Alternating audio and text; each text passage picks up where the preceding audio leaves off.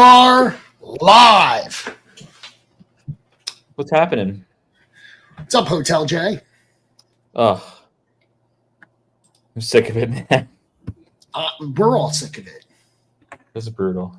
I have a long stretch here. I won't be Hotel J for a while. Is that right? After this, yeah. What's up, everybody? What Look at this fine artwork behind me. I mean, it's just beautiful. Hold on. I can't hear you. I lost you. Hold on. Okay. You're back. Okay. Yeah. Look at this fine artwork. It's not as nice as the one on your wall, but I've got a nice lamp here. Oh! How many lamps? Ann wants to know. Oh, man, there's so many lamps. Pokey sees 2. 3 lamps? 3 lamps right here. Oh, man. Chelsea with the 100 bits. Didn't expect to say that. She's complaining in the chat she's not paid enough, and then she gives 100 bits. We owe her money from. I'm done trying to figure her out. I'm not trying, but yeah. I've stopped caring to try to be on her level. It's just I'm never gonna get there. You know what I mean? Yeah. The art. Let me see if it's bolted to the wall. Sometimes they bolt this valuable artwork to the wall. Yeah. Yeah. Makes sense. What you gonna do? Nothing. Not sell it. That's for sure. No.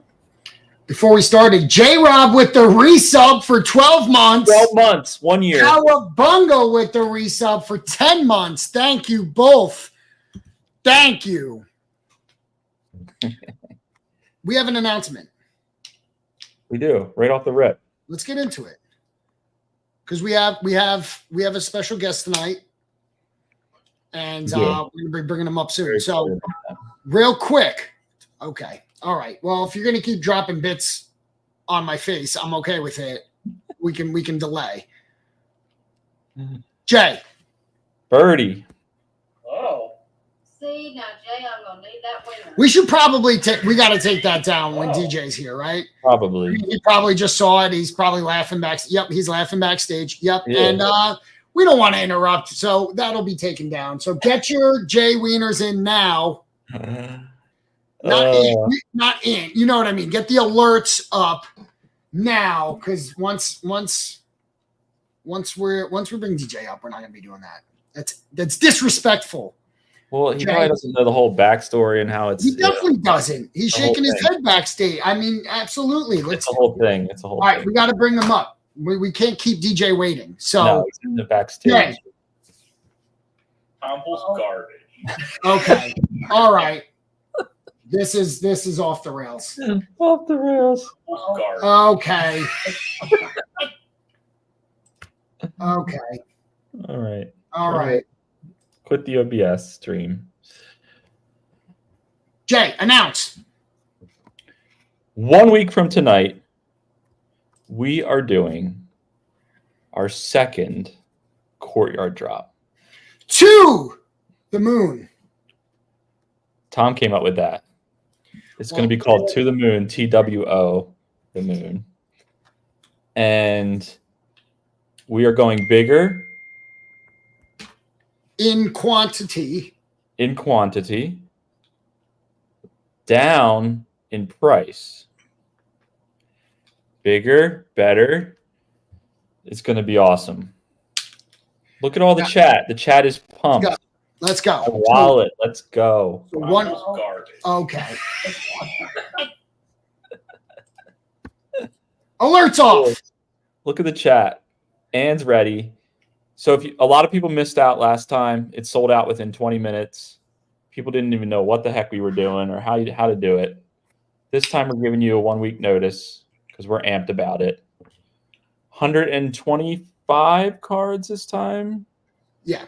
We'll do another giveaway. We'll do another giveaway next week, next Wednesday. And then on Friday night, the following Friday, with Chels, we will do reveals again and have fun with that.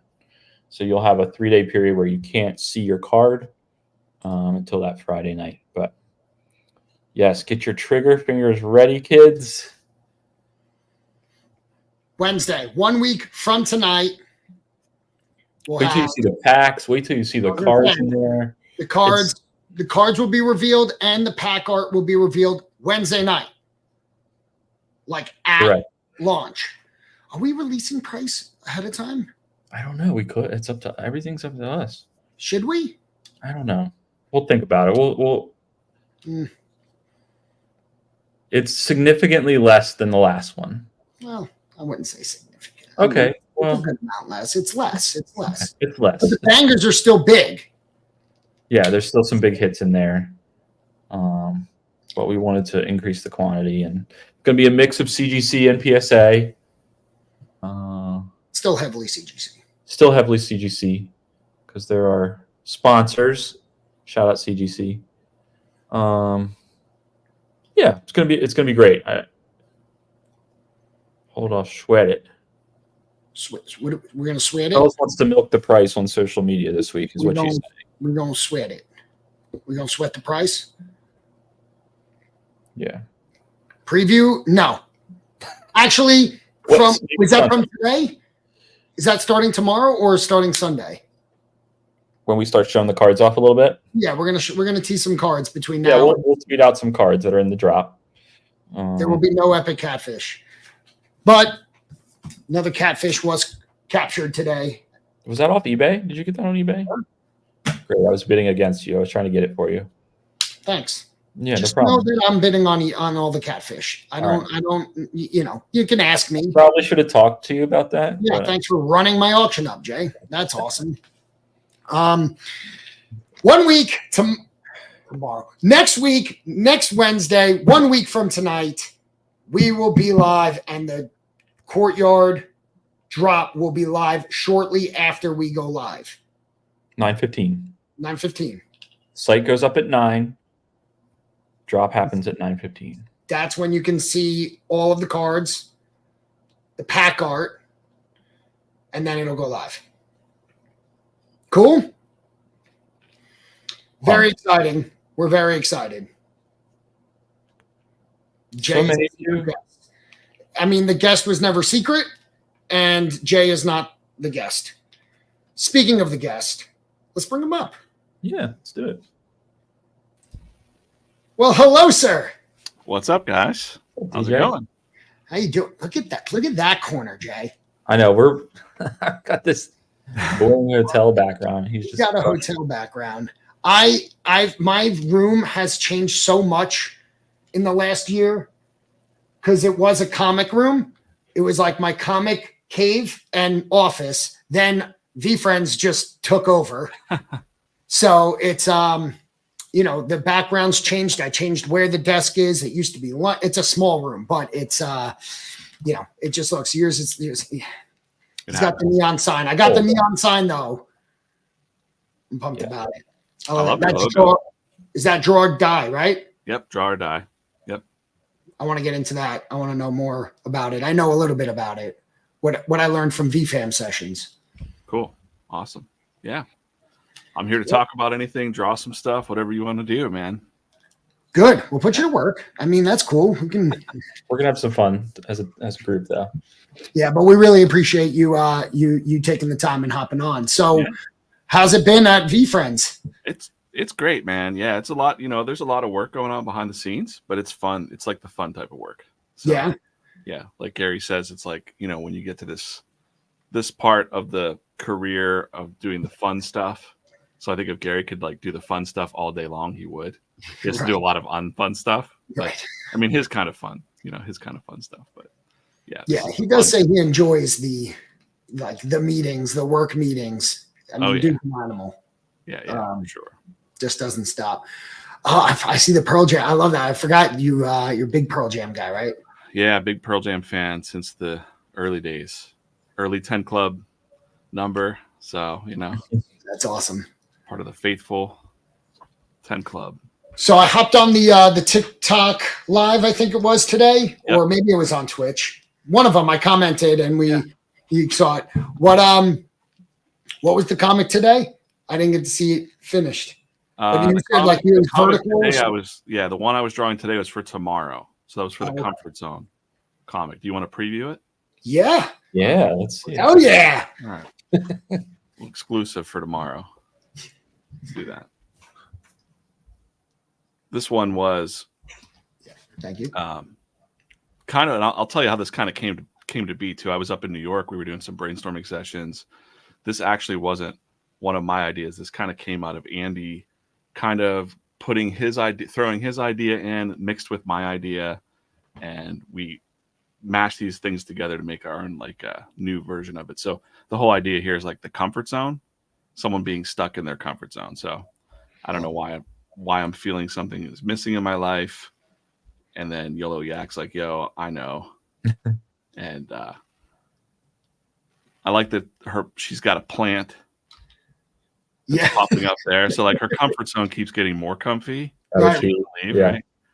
So he's like, you're stuck in that comfort zone. It's a trap. Hurry, get out of there. And then she's like, but it's so cozy here. I'm not leaving.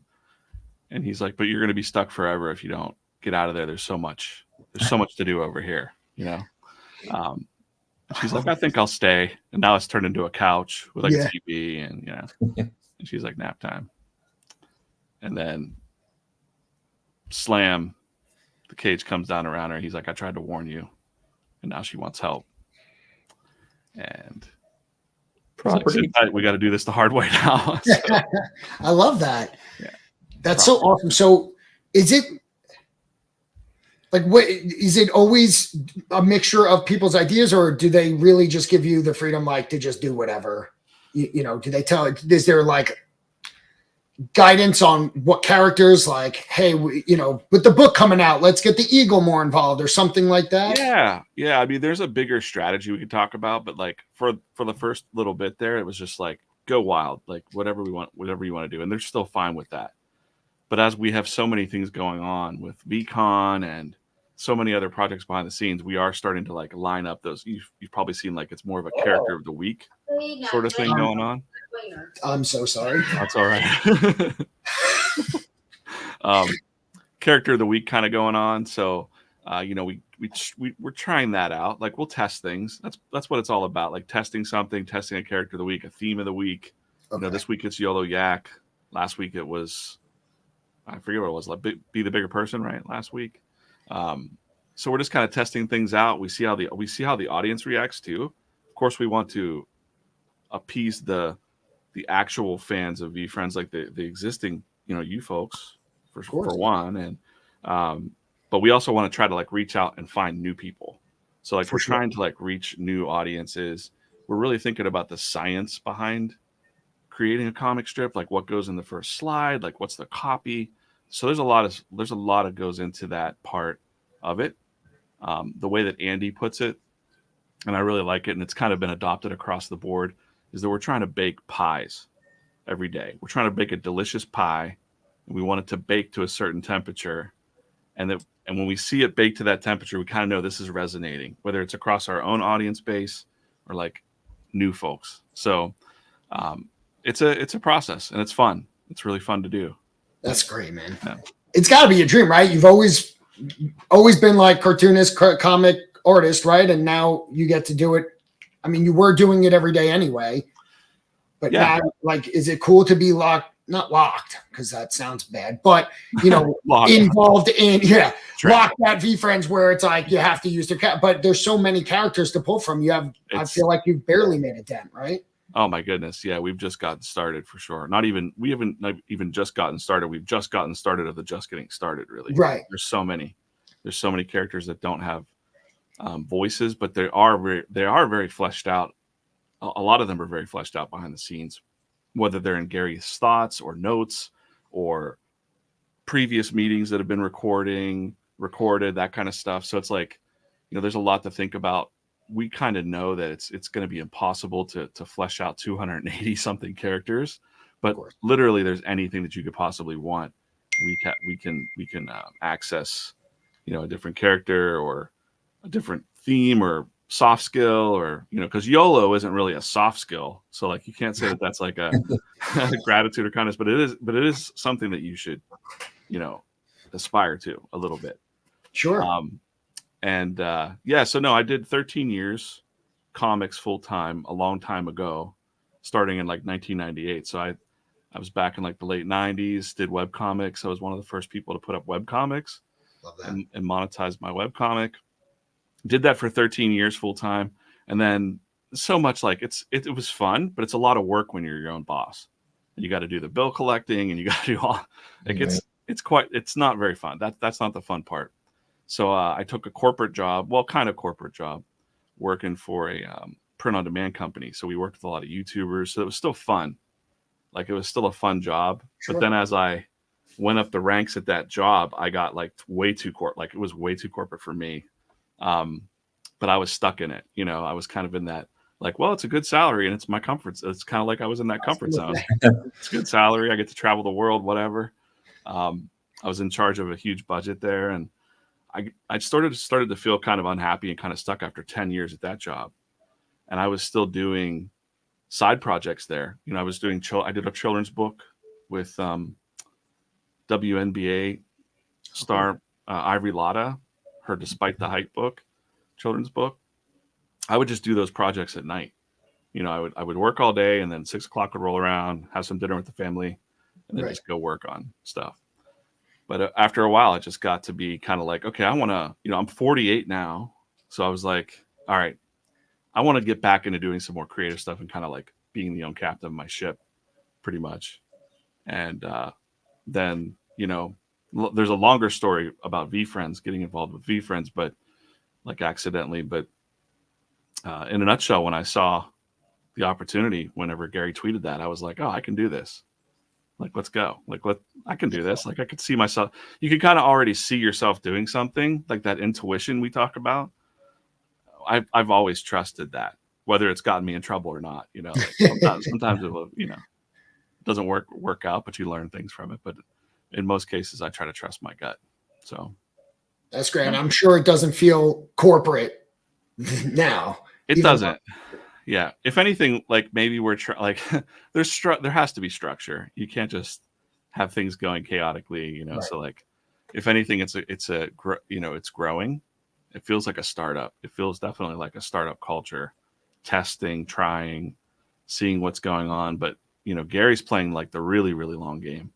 And I don't think people really realize that part of it. So like when he says it, he means it. Like this is it. He's going to do this for a long time, and he means it. So, and I'm down with that. Like people are like, DJ, why would you go work on someone else's stuff? I don't know. Like, why would you work for Marvel or DC or Disney or anything like that? Like, I'm not interested in being at the helm of that of that type of thing. But I am interested in, like, I don't know. Do you guys remember Bugs Bunny or Warner Brothers stuff, like Looney Tunes? I mean, there was Chuck Jones. There was Tex Avery, those animators. Like I was always aspiring to those guys. Jack Kirby at Marvel Comics. That's like one of my big heroes, right? So I always kind of those are the guys I always aspired to. So if I can help somebody else bring forth their vision or tell stories and entertain people through what I know how to do, then that's what I'm here to do. So yeah, and I mean, like, comics are very collaborative. You know, like, isn't it rarely like you're writing, and I definitely know some people do that, but it's mostly collaborative. Like when you work at DC or Marvel, like there's a writer and there's an artist and there's a cover artist and then there's a letterer, you know, an inker, all of that. So worse than all that, there's editors. Oh, so there are people that are not creative and are like, I think we should do this, or I think we should do That's when things go to shit, right? That's when things go to crap. Yeah. So, but yeah, it's mostly in comics, it's collaborative, but only because, and like you said, like there's Todd McFarlane, people like that became writers and artists, not the best writer, you know, not the best writers in comics, but as long as they could excite you with their art and their story and just get you excited. Like, well, you said you were into comics. Like, what kind of comics did you read?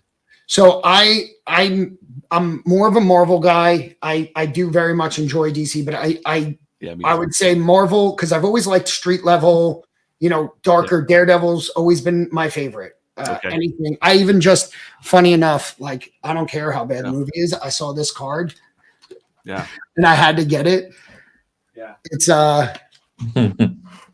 a relic from the Ben Affleck movie, and it's a part of his movie worn suit. It's like a patch of it. Oh yeah, I know in the those card. cards. Yeah, Yeah, I was like, I gotta have it. that's Just super for a Daredevil. So like I always liked, running along the street tops. I'm from New York, so the New York based yeah. characters Hell's Kitchen, always all that. just felt more like with me, like not the godlike one. So, but I also really, really enjoy Image. I would say, Yeah. all the early stuff. I mean, McFarlane, the early days of it. I liked Spawn, but even like Walking Dead, like all of the indie comics, I really get into as well. Yeah, I was always on like the outside of that circle of those guys. Like I knew some of those guys as they were like I was really young trying to break into comics. Sure. They were like I would ditch school and go to Anaheim to the Image Comics offices, trying to like pitch my work and hang out in Rob Liefeld's studio. Like he kicked us out one day. I got a ton of those stories. You mentioned Daredevil. Have you ever seen this? It's a giant is that artist edition the artist with is it the Frank Miller one? No, this is the Chris Samney and Mark Waid. Oh, I love that. It actually has a book of his scripts in it. See, I don't keep that. I got the Born Again one. Yeah, I throw my stuff around. This is Chris Samney's original artwork, so it's very. I'm just gonna hold it. I love his. Yeah, Chris Samney's a master. Simple lines, bold art. I don't keep anything pristine. Everything in here is like read and beat around, and there's not much. Yeah, I got the Born Again Frank Miller artist edition one. I mean, these things are huge. Yeah, they are pretty huge. They're like sitting on my floor down there. Like I've got a big Jack Kirby Mr. Miracle too down there. Oh hell yeah! So I just like it because it's the raw. I think on some of these you can even see like Jack Kirby's notes in there. I love that. But yeah, they're so big. It's just the prelim. Like I love the prelim. I used to collect prelims just to see the notes and the layouts and all that. Yeah. I probably have them somewhere in a book. But yeah. So it was like a team that kind of McFarlane I think led. But what was it? Eric Larson and Jim Lee. Oh sure, Image Comics. I mean, they got sick of the pay. Right. And the editors were the editors were the problem. They were like, you can't draw that spaghetti webbing. Like you would draw the webbing all cool. Like the kids liked it, right? Yeah. The kids loved it. And they were like, you can't do that. There's a house style you have to stick to. And these guys were pretty much rebels. So they were just, that's why it was so appealing to young teenagers like myself at the time. I'm like, oh, I like these guys. They're just doing their own. They're doing their own thing. Cool. Yeah. They're cool. Yeah. And they said, forget it. We'll just, he rallied up all the top creators and said, let's go start our own company. Yeah. They found an investor and like a printer and they just went and did it. It was unheard of. And it was pretty much like self-funded, right? Or something like that. Like, wasn't it that they got to keep most of it or they agreed with the artist? It's 50-50. Yep. So that was the whole point of it, right? They came up with a structure that was sort of like creator friendly, like definitely full ownership. I believe, it was funny because like when I got published with Platinum Studios for Hero by Night, Scott Rosenberg, Platinum Studios, that's like Men in Black, Cowboys and Aliens, all those comics. Yeah. He was the original like kind of silent investor and he owned Malibu Comics. I don't know if you remember Malibu Comics, Ultraverse, Marvel. He sold that to Marvel and made like tons of money. But he's always been kind of a background kind of guy. And he helped them all get started because they kind of went to him and said, hey, we got this idea. And so he gave him some money and let him go. I think Rob Liefeld sold most of his awesome library to Scott and then he regretted it, but you take the money when you can get it, I guess, in comics. Sure. Why not? There's a million ideas. Ideas are great, but like you can't hold on to an idea like and kind of cradle it like a baby in comics. You gotta, make the money when you can. So yeah, that was my life for 13 years doing that.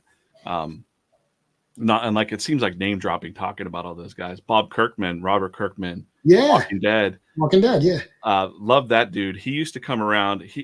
Things that people don't know about him is he was in $30,000 worth of credit card debt with his own publishing company called Funkatron. And he was just rolling the dice, man. I'd see him at Pittsburgh. I'd see him all at the Comic-Cons. And he was a hustler. He would sit at his table. He had a real Southern accent. And he would pitch his books, Battle Pope, a couple other like really obscure titles and things that he's not too keen on like talking about nowadays. But yeah, Sure. he got in with Eric Larson. They did a backup with them. He kind of got his foot in the door at Image a little bit, pitched Walking Dead, and then the rest is history. Walking Dead was the thing that hit. But I mean, that guy was hustling for years. He helped us get in the Diamond catalog when the Diamond. I was working with Kevin Smith. Love Kevin Smith. Kevin Smith's company View Askew. Yeah. There's Brian Lynch, who does Monkey Man. They did Movie Poop Shoot. We were on Movie Poop Shoot, all this stuff. And like we tried to get in Diamond, and they're like, well, unless Kevin Smith is writing the forward for your book, then we weren't going to name drop. We were just like, Kevin's just like a friend. We're not going to like, we're not going to bother him. Like he owned the Jay and Silent Bob shop in New Jersey, Red Bank. But Brian Lynch was the writer and the creator of Monkey Man Unleashed. We just happened to be on Kevin's website. But they wouldn't put us in the Diamond catalog because they wanted Kevin's name on the back of the book or something like that. And it was kind of like, what? That's weird. But Robert Kirkman heard the story and he was like, let me give you my guy. Like, call up my guy at Diamond. Because It was like an alphabetical order. That's who you got. That's who your rep was at Diamond. And I got Steve Leaf. We got Steve Leaf, and Steve Leaf turned us down because it was a black and white comic book, and we couldn't get Kevin Smith's. Well, we could have got Kevin Smith's name. Right. Just didn't want to bother him, you know. Right. So, yeah, anyways, long stories, but 13 years doing that was fun. It was a lot of fun. And yeah, comics are a rare, it's a strange industry to be in, for sure. I love it. We talked to, because I told you I used to go to a lot of Comic Cons and commission artists. You said that you used to do that too. Like there's like a circuit. I mean, when I went, it was like a 10-year stretch, and I have so much stuff. If like what you see is V-Friends here, this wall is binders. All the stuff that I do. Yeah, and binders. And I try to always put stuff up on the wall. I was like, if I'm beyond my wall, why do I need it? And I still did. But you know, I see a lot of the same artists, and I would, you know, there was always like a few of the like big hot names, and they would have a line out the door, and you got to get a ticket stub or whatever, and they were just signing, and you had to pay 25. Like Neil Adams, you always have to pay out the ass for Neil Adams just to stand and breathe his air, right? So I would always like just walk around and flip through people's books, and if I just liked their style, or I did a lot of jam pieces where I would have a lot of the same artists on one page and just have a theme of it. Yeah. And so I'd see ones that like had similar style and just do that. So did you do that? Oh yeah. And I think I was reluctant. I was kind of like, I don't know. You know, I think when you're young and you're like, you have your own ideas, you're like, you know exactly what I'm talking about. You go to these Comic Cons, there's an artist alley, and there's someone hawking their own book. And they're like, what about my book? They're trying to like compete against these big players, but people are there for Daredevil and Deadpool and all the big names, Batman. So like, even though we had our own comics, people would come up and say like, they would like my style, and they would say, would you draw Batman? And I would be like, oh, I would just not do it for a long time. And one day I just kind of broke down and said like, fine, I'll just do it. That's what the audience is asking for. And I realized, you know, it's a realization of like, hey, I'm not trying to compete with Marvel or DC, but what I'm really caring about is the person on the other end, the fan. And if the fan likes Batman and they like my artwork, they want to see my interpretation of the character that they love. And I shouldn't feel insulted by that or anything like that. So I had these weird rules that I would give to myself where I felt bad for drawing the characters that the original creators got screwed over on. Right. I felt really weird about that. I was like, I can't draw these. They didn't. I'm making more money now drawing at the shows than they made drawing on the book. It just didn't feel good. But I kind of switched that into like as more of an homage to the fan and how to connect myself, because it's such a pirate ship in the comic book industry. Like I found out all kinds of interesting things about intellectual property, and like if you don't, you know, protect your trademark, you literally lose it. Well, I mean, what's been going on at Comic Cons with people selling prints for 40 years, and Marvel and DC have never like stopped it. But Marvel and DC also own the trademark. They co-own the trademark to the word superhero. They co-own that. That's interesting. So that's the only thing that they'll send cease and desist for is if you use the word superhero in your title. So even if Gary were to put like superheroes, like VFriends superheroes, he would get a cease and desist from Marvel or DC immediately. Like they are on it with that. That's wild. I've never heard that. That's crazy. Yeah. And it's so weird that Marvel and DC own that word, superhero. Yeah. Right. Yeah. Yeah. You can't put it in the title of a book. I had a friend who did Superhero Happy Hour. That was his book. It was about superheroes at a bar after they've saved the world. That's like where they're hanging out. Yeah. And I told him, I was like young and fiery, and I was like, you should fight it. This is wrong. You know, like how is that? They're keeping you down. And he changed the name to Hero Happy Hour because it was too much. I mean, he's not going to go broke with the, you know, the legal fees and stuff like that. So, but yeah, to this day, they own superheroes. That's insane. Yeah. That's super interesting. So you were all West Coast based then during that time? I was born in Pennsylvania, so south of Pittsburgh, where I am now. I lived in Southern California for 10 years. So all of high school and like school, you know, I stay in school, kids, don't ditch school. Like, but when I found out that Image Comics was up in Anaheim, long story short, my dad had a comic book store for a while. Oh, yeah, cool. Danny Mickey's girlfriend had come. Danny Mickey's a famous inker for like Rob Liefeld and everybody. He's like one of the premier inkers of the industry right now. But back then he was working at Extreme Studios. They came in the shop, saw my art, and his girlfriend was like, your son should come visit the office sometime. And like, it was like an open invitation from Danny Mickey. So me and my buddies were like, let's get in the car and drive to Anaheim. It was only an hour and a half away from Palm Springs, where we went to school. And so we would ditch school and go hang out all day at Extreme Studios and at Image Comics headquarters. That's awesome. Yeah. Okay, so you're in Pennsylvania because we're in Pennsylvania. I'm outside Philly on the other side. So yeah. I don't know where the hell Jay is right now, but I'm in Pittsburgh. Yeah, I'm for You're work. in Pittsburgh? Oh, okay. For work tonight. Yeah. Oh, cool. Awesome. Yeah, I'm just south of Pittsburgh, so I'm down in Westmoreland County. Okay. Yeah. So when you did the convention like circuit, where were you based at that time then? Here. Yeah. Okay. And as you know, there's like 3 or 4 conventions right here in Pittsburgh. We have 3 Steel City Cons every year. Yeah. And it's insane. Like you can literally, within this radius of the East Coast, you can hit. I think I did. Once my wife realized, she was like, "Wait, you can make how much in a weekend?" And I was like, "Yeah."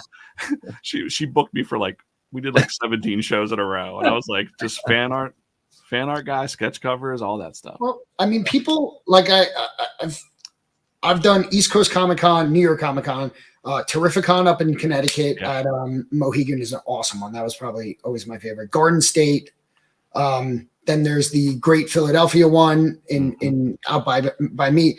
So, and you see a lot of the same art. I mean, that's their full time. They're traveling all over, like either the East Coast or even in Canada sometimes, and just hitting the big ones. And then they'll go to like Chicago or down to Texas. You know, that's their year-round full-time job. And then, you know, they're trying to book, you know, they're when I would go up, and if I liked someone's style, just to go back to what you were mentioning before about doing someone else's characters, I have bought so many, like I like their style, I commissioned them, and if they were good dudes, and like I would be like, tell me about what you have, like, and then I would buy their 6-issue trade because for $10, like I just paid you $50 for a commission. Yeah, with $10 to get your whole. Let me see what that's about too. So it was an introduction to a lot of artists that. So I, you know, even though I'm asking you to do someone else's, it wasn't like I was just like thanks and walk away. I always kind of try to get to know. I mean, that's me at least. Yeah, once I got to know that scene, and I did it for quite a few years, I realized like I definitely had my, you know, super fans. So there was people that would come to the shows just to see me, which was weird. Like I was like, wait, what are you looking forward to at this show? And they're like, oh, I just got the ticket because I'm coming here to give you this sketch cover to draw this specific thing. They would drop the sketch cover off and they would leave the show. And I was like, but look around, there's all kinds of other stuff. Like, no, that's awesome. So I had a guy that got Green Lantern from me all the time, like different Green Lantern every single time almost. I think and he showed me a picture of his wall at home. He's got all of my Green Lanterns on his wall. I never drew Green Lantern. You know, I never drew that officially. Was it different? The different characters that were Green Lanterns, or like just all the Guy Gardner every time? Yeah. There's like a whole bunch of different lanterns. Yeah. So okay. I didn't know if it was the same one, just like different poses or something. No, I might have done a couple in repeat. I don't remember which ones, but I definitely drew a lot of Green Lanterns for him. I had some weird ones too. You know, like sometimes you get the weird stuff. You know. Yeah. So I had a guy that liked to. It wasn't quite adult. I mean, it was adult enough because I was like, I'm not going to do full blown nudity, dude. Like, I'm not going to do that just because I don't want my name on that to someone, some kid or something. You know. So, but there was a guy that loved to do. This is a funny story. Princess Leia, he would bring the Star Wars blank covers, and he's like, and it was always something like she's in the shower, and there's a droid or like there's an Ewok looking through the window, and I'm like, this is weird, this is creepy, man. These fantasies, But he was such a nice guy, and then like, so I did like 4 or 5 of those different covers, and like he never got super weird. It was always like you could be subtle, just cheesecake type artwork, you know, like just pin-up type art. I was like, fine. But the first time I ever met this guy, he brought me Princess Leia heads. They were like the heads of some action figures, like the oversized dolls. He's like, this is what she looks like. He's carrying around a bag of Princess Leia heads. Like the odds of him listening, he's such a nice guy though. Like he was such a sweet dude. And like I was always wondering, what does he do with these covers? Like what is he doing with these covers? And later on I found out, someone else messaged me and they're like, hey, he can't be at the show. He has a PO box. He just wanted me to reach out to you. And he's like, but he hangs these up at work. And so at the work, wherever they work, there was like, they were lined up in this case along the wall, all of the sketch covers. I'm just like, that's how he enjoyed like that stuff. And all the people that worked at that normal job loved his Star Wars sketch covers that he had. Wow.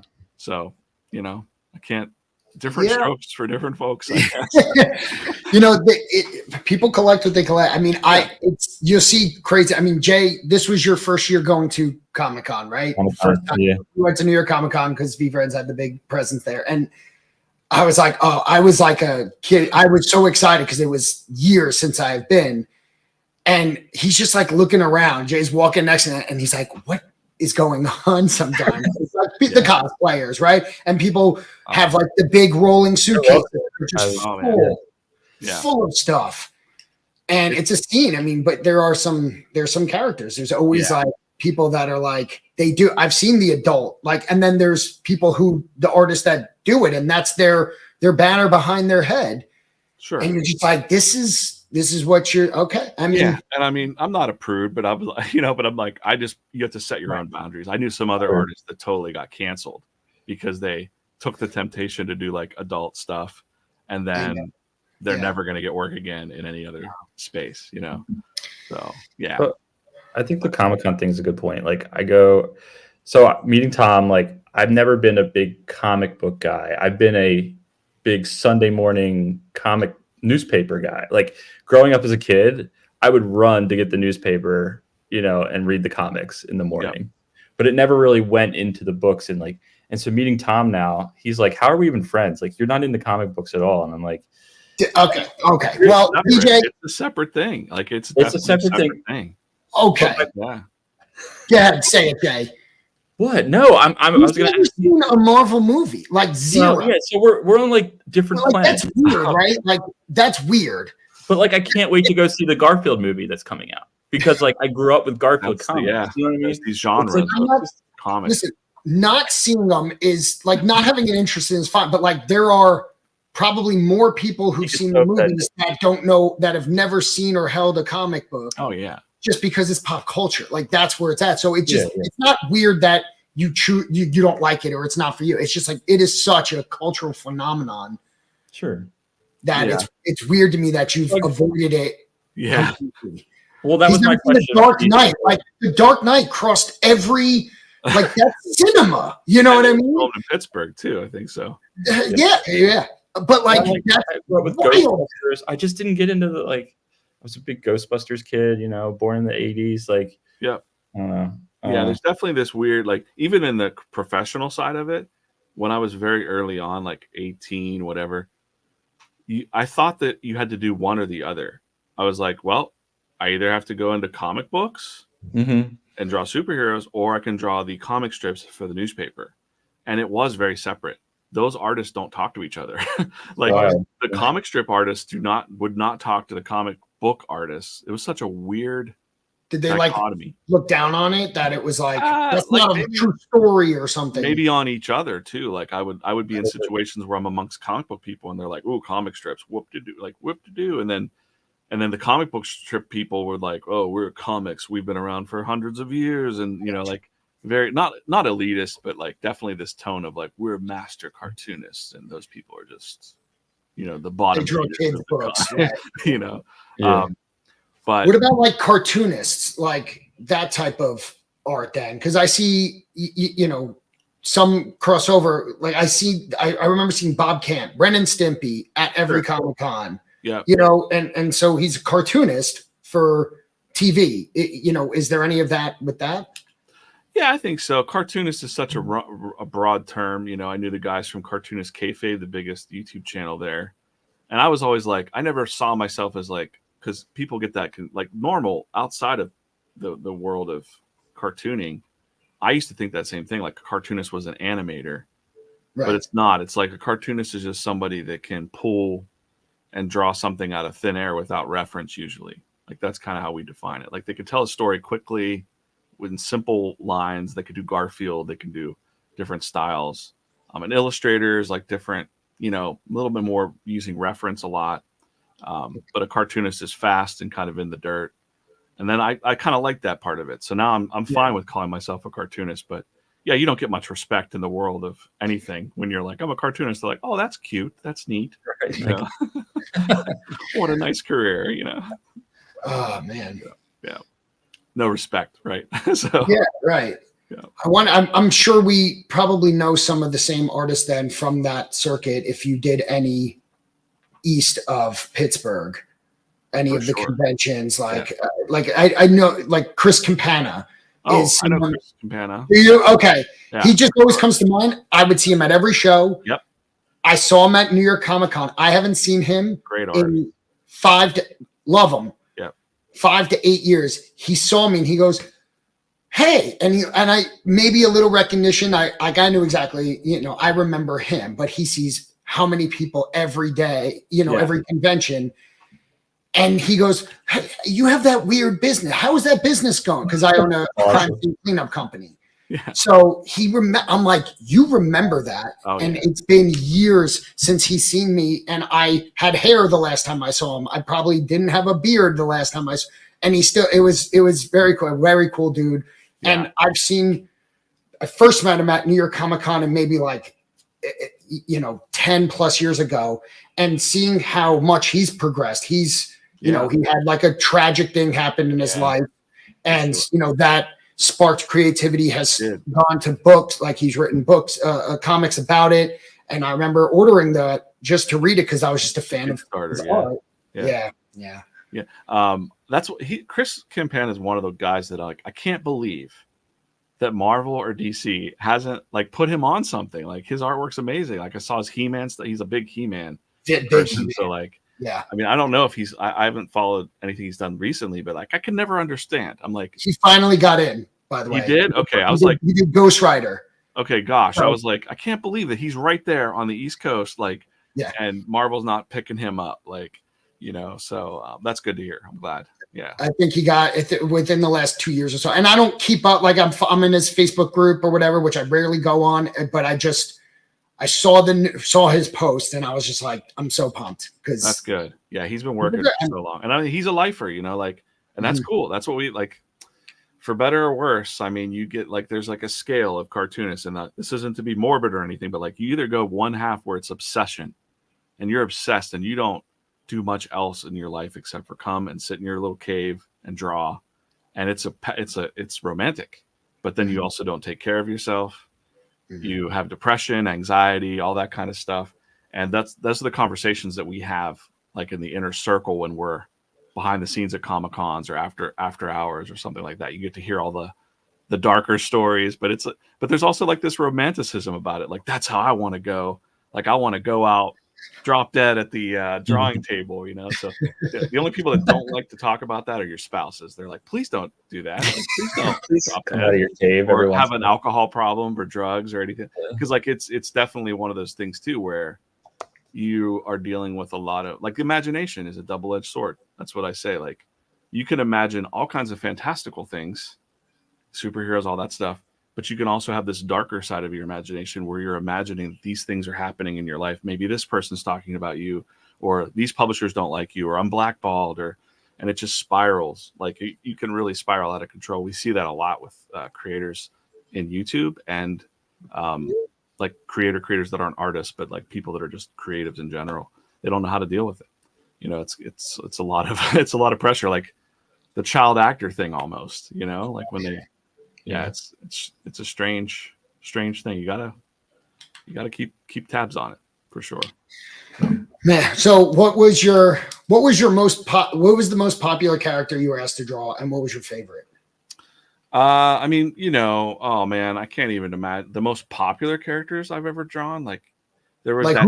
what did you get asked to draw the most? Like I mean, I was in there when the Deadpool movie was coming out. Got it. It was Deadpool and Harley Quinn. I've drawn so many Deadpools and Harley Quinns, you wouldn't imagine, doing everything, you know, under the sun. So that's a fun one though. But I drew a lot of Hulks because I did a Hulk. I did the Hulk 100 cover, and I also did Marvel Masterpieces card sets. Mm-hmm. So from being on those card sets and some Star Wars cards and things like that, those card jobs are very like low paying, but you end up getting the collectors. Like the collectors are like, oh, you're on a card set. Like we got to have a special, you know, specific piece of art from you. So that's where you really make your money from the collectors that collect those Marvel Masterpieces or something like that. So we just opened up a box of Star Wars. What one had the sketch in it? Oh, that was Topps Chrome. Yeah. So like that's what you're talking, right? So there's always like a sketch card. So I did guys. That. I would love to find a DJ sketch card out there. I know. There's some on eBay out there. I did some Star Wars ones. I did Star Wars Walking Dead. I did Star Wars Walking Dead, Marvel. Man, there was a couple other card sets I did, but sooner or later I was just like, all right, enough. Like this is a grind. Like you have to do like 100 sketch cards. For peanuts, you know. So you're just basically doing it out of the perception is reality thing. That's the realness of it. It's like you can be you're able to say like I worked on the Walking Dead stuff, and it's not. I mean, I didn't work on the Walking Dead. I'm not gonna front like that. But no, my artwork was in the card sets, and it was fun. I mean, listen, you open a sketch card, people are getting excited. People who are opening it, so you're making someone's day. I mean, I know if it doesn't pay much, it's a resume builder, maybe just for you, but. Oh no! Like I said, I think that if you know how to work it, you can do it because people, when you're an official name on those sets, people seek you out to try to find commissions. Like it might just be one or two people that are big collectors, but they're willing to pay you like $1,000 for a commission or something like that. So, seems like Corso found a listing. Corso, what's up, dude?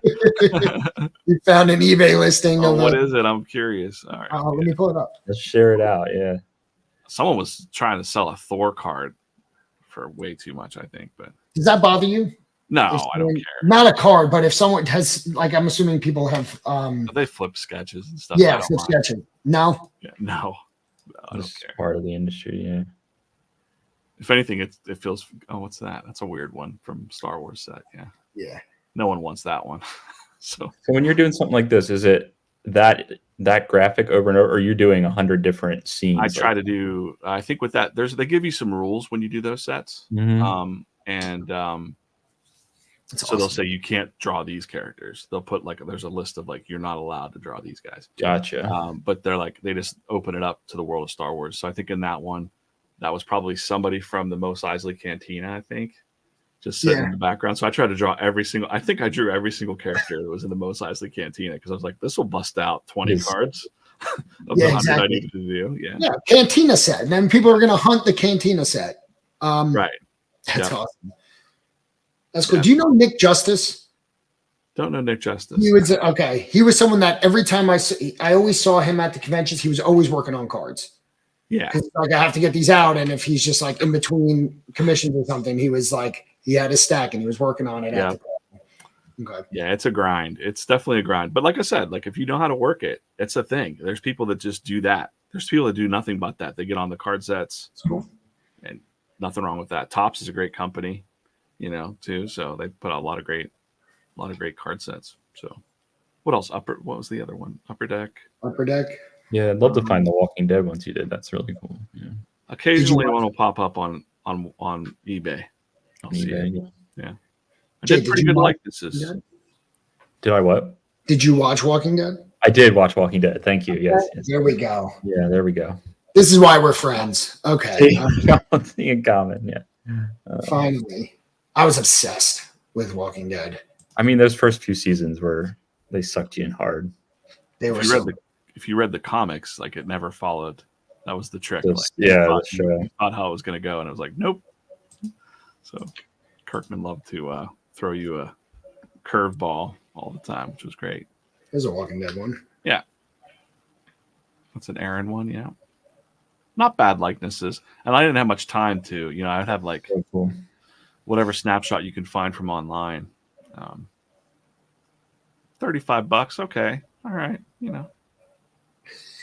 I think that's a reflection of the set because I love Walking Dead, and yet I have yet to look up Walking Dead cards. Yeah. They did a couple seasons. Oh, and Invincible is Kirkman, and that's still going strong. I mean, that's killer. I mean, how many spinoffs of Walking Dead? But I feel like it got so exhausted. The comic ended, but the animation went out on Amazon. Yeah. Yeah. Oh yeah. No, and I'm saying Walking Dead. People there were so many spinoffs of it that I feel like people got exhausted. I mean, I used to watch the show, then Talking Dead, and then the Fear of the Walking Dead, and then I did fall off. I can't lie. But Invincible, the end, the show, I haven't finished or completed it, but I hear it's like brutal. It's brutal, and just like the comic is. Yeah, it's good. I only watched the first season, but that's just I don't have much time to like sit and delve into things. But. All right, so I told Jay, I'm like, I'm gonna have to like geek out and talk comics for a while and comic art. Good passion. I love it. I know. I had to. How many times am I going to get this opportunity? You know what I mean? I do want to talk more about V Friends too. If you have time, I mean, you've been super generous already. Okay. I cleared my schedule for the evening, so for the night. So for the people that maybe haven't heard you tell the story of, you said you saw the post or something. You're like, I can do that. Can you what was the post? When was it? And the process of like getting it then. Yeah. So I'll rewind a little bit to May. It was VCon. I went to VCon on a whim because I just was kind of, like I said, I just started a new job. I got out of an old job, the old corporate job. And I was like, this is my year of exploration, right? Like, I'm just going to try new things and, do my own creative stuff and work on my YouTube channel and my own personal brand. And so my wife got a ticket to VCon. She was working at the time for Benny Fisher in the group. So We've had him on. Yeah, she was his PA for a while. And I think he let her go. So it's like no sour grapes or anything like that. It's just whatever. But so he had an extra ticket, and he knew like that I was a Gary fan, I guess, through my wife. So she's like, hey, I'm going because I have to help Benny with stuff or whatever, but you want to go? And I'm like, yeah, sure. I like Gary for so long, but I didn't know much about V Friends. I knew what it was. I knew what was going on with it because Gary was talking about it a lot in the socials, but I wasn't really like collecting it or anything like that. But when I went to VCon, I had such a great experience. I was just kind of like, I'm not even supposed to be here. And I was enjoying the speakers and the vibe and like field day and all that stuff. I was just like, this is amazing. Like I was just smiling the whole time. And I'm like, this was a good trip to Indianapolis. I drove from Pittsburgh down the highway, like 5 hours. I drove from Lancaster. Yeah. It's a good road trip. Learned a lot about NFTs and things too. I knew a little bit about Web3, but I wasn't really diving into it or anything, but we had an expert in the car with us. So I got to learn a lot about Bitcoin and things.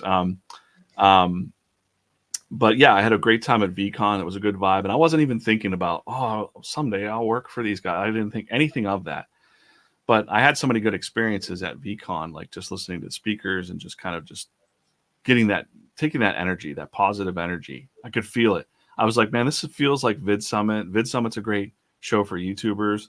Used to feel like the old great Comic Cons when you'd go and be amongst your people and you get energized and then come home and like you have all this crazy energy and then it fades away after a while, you know? Yep. So like all summer long, I did my new job. I was working in a small agency. And I was still working on my YouTube channel and my personal brand, the Draw or Die thing. Mhm. And October, I went to Vid Summit, got sick. I think I got COVID at Vid Summit, which was not great. Whatever. And I was out of it. I'm like, man, I can't record my videos now because my voice sounds like crap. And I was up late at night. I couldn't sleep. It was 2:00 in the morning. I checked Twitter. I see that Gary posted like hiring a comic strip artist, which was the weirdest thing because when I was just at Vid Summit talking to all my friends in the YouTube space, you know, they're always like, lean into your passion. What are you really passionate about? And I'm like, well, what I'm really passionate about, I don't feel like anybody else cares about comic strips. Daily comics was what I was talking about at the time. I'm like, I really, really like to do a daily comic, but I don't have time to do it. I mean, and I'm talking daily, right? And they're like, nobody has time to do a daily comic. But they're like, you should lean into making content about that. So I was all keyed up, like about to make some content for YouTube, got sick, couldn't record anything. So I was just kind of stuck like, great, now I just got to wait to get better. And saw that tweet from Gary. And I was like, oh, okay. Even though I wasn't feeling good, I'm like, I don't even know. I was like, I knew enough about VFriends at the time where I was like, I can draw that. I'm going to go learn to draw these characters. And it was like 2:00 in the morning. I fired up my iPad and just started drawing and like saying like, how would I approach a daily comic strip for VFriends? What if VFriends was Garfield, you know, or what if VFriends was, you know, Snoopy or something like that? What would that look like? And I had no real guidance from anyone. I just kind of put it together. And by way of, I think Jeremy knows, you know, Jeremy in the community. He's just in the chat. Yeah. Yeah. He saw the live stream and popped on and was like, hey man, what's up? And then Andy popped in the second night that I was doing the live stream. I was kind of live streaming my submission. You know, I was raspy. I was like, you know, just telling the story like I'm telling it now. And Andy popped in and said, hey, do you want to have a meeting? So I met with Andy and Andy's like, this is great.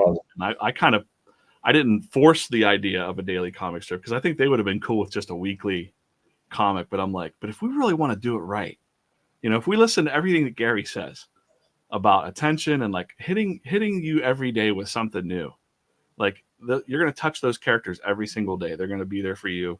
You're going to start your day with them. We could do live streaming. It was exciting. And it was like, okay. So when we met with Gary, you guys probably know, like Gary's intuition too. So like, it was a very short meeting and Gary's just like, I know I've already, you know, I've watched your content. I know about you. Like he already like looked into me and like the vibe was good. And he's like, you're the guy. Like, if you can do this, let's go. Are you ready to do it for the next 50 years? And I'm like, yeah, you know, like hopefully, you know, like hopefully we can make it that way, you know. So I better start taking care of myself a little bit. But yeah, so that was it. Like just hit the ground running. And before I knew it, you know, that kind of leads to what you're probably interested in is one of the first comics. Who did it? Was it you, Jay? A chance. Was it you, Jay? No, it wasn't. Oh, I thought I would have bet money it was you. It was you or Pokey Scoot. That's exactly what I was thinking. Thought wrong. Yeah, when I first started working, first couple of weeks, I was starting to get messages in Twitter of people going like, "Oh, look, I found Hero by Night was the comic book that I did through Platinum," and people were finding those old hardcovers and being like, "Look what I found." And I'm like, just make sure you read it. You know, it's not. It's okay to slab it up, but it's a good story. So I hope you read it. That's awesome. Yeah, so that's that's kind of the background of that journey of getting involved with VFriends. And a really cool story. It feels like I've been like, it just feels like I've said on the stream the other day, I was like, when I meet some people in life, it feels like I'm going to know them for a long time. It's very few and far between, but the older I get, the more I kind of feel that when I meet someone like that. So Gary, Andy, the rest of the crew, Corso, very young man. I'm probably going to be like 80 and Corso, you know, I'll be like, remember that time we had a beer? And, you know, you know, when I meet people now, I kind of get this vibe of like, oh, I'm going to know this guy for a long time. Like I'm going to know these guys till I'm dead, you know? And that's what I like. That's what I liked about the YouTube space. Comic books, I couldn't really say that because it was very cutthroat in comic books. It was very like someone's looking to eat your lunch in comics. Like they're looking to take your job or you know, get your table in Artist Alley and stuff like that. It's very cutthroat. Well, because it seems like if you just love comics, you're like, I want to work in that. So there's probably more people trying to get than there are jobs. So it's just way too competitive. But that's awesome, man. What a cool story too. Yeah. And I love that Jeremy's part of it. Like how many people's journeys started with Be Friends, if you just took the timeline, like does Jeremy hit it? It's like I've said it and I'll say it every day until you know I die, that this stream is only because of Jeremy. Yeah. I would not have ever live streamed if it wasn't for Jeremy. We had like a private meeting and you know words of encouragement and I you know started doing stuff. So you know it's just so funny to hear like when you're like, yeah, Jeremy popped in. It's like I'm not I mean, I think I probably tagged V Friends like going live now, drawing V Friends comics, you know, like I'm sure that he was like, what the heck is this? You know, like what's going on here? It doesn't matter. Like he clicked it and found it and and that's he knew that like this could be something. Like this is we're looking for something like it. So it's just so funny. Yeah, and I talked to so many artists through my other brand, and people were like, how do you get paying work? How do you do? Like they're all worried about the payment part. Like they're all worried about the how do I get a job? How do I do this thing? But I'm like, well, what initiative did you take? Because I didn't wait for anybody's permission. I just said like, well, they want to hire a guy. I can draw a thing. I got hours right now. I'm gonna just get to it, you know, and then we'll worry about the rest later. Like there's not a whole lot of artists I know that take that initiative. So I tell artists now, and it's very aligned with, it's really funny that it's aligned. I think I haven't read Gary's new book, but plug for Gary's new book, Day Trading Attention. But it is about how do you get attention in this world? Well, look what we're doing right now. We're live streaming. Like we're out there somewhere. Someone's watching us or discovering us because we're just here hanging out. And that's how it goes. It also takes is one person to see your art like that. And now I've got my dream job with something that I thought no one's ever going to care about daily comic strips. You know, like alone, it can't do it. Like alone, a daily comic strip is kind of it's going to be hard to do that on your own. There's few and far between daily comic strips or web comics that are actually making it. But as a whole, like as a piece of the puzzle, it makes sense. Like having that community built around it. You don't have to like the comics. They're a little bit different, but you might like the trading cards. And then you might like the Moonbug show. And then the other things that are cooking up. That's just how it's going to be, you know? Yeah. So. Yeah. And even if it's like, if you're enjoying doing it on YouTube, right? Doing your web comics or whatever it is, even if that's not the thing that like takes you there, like just keep doing it, just putting it out there. And then someone goes, I like your art. I have a project that I'm looking for an artist for. And you get plugged into that. Like that's how you should still do it. Yeah. And I don't remember the people that asked, but like when it first got announced that I was working for Gary, it was like, or V Friends, it was like, there was a couple people that reached out and they're like, do you do NFT projects? Will you draw my children's book? And I'm like, well, no, not now. Cause like I got a lot of work to do. But it's flattering that like, you know, I'm like, but here's the thing. I do know thousands of artists. So like I can vouch for some of them that need the work. So through my other list and things that I talk to artists, I sometimes I'll take the offers that are given to me and I'll, you know, definitely funnel it through the people that could use it. That's awesome. Yeah. And that's the Draw or Die. That's the community you're talking about. Yeah. Draw or Die. So real quick for that, like during the pandemic, everybody was trapped. You think it was an artist's dream to be trapped in your house drawing all day, but it wasn't. It was kind of like, ooh, like everyone's nervous and everybody's like, what do I believe? I don't know anymore. And like, who am I? And do I have to wipe down my grocery? Like it was strange times. It was very strange times that we all lived through. And as an artist, you just got to kind of like, I just forced myself. There were days where I woke up feeling paralyzed. Like I was like, what am I doing?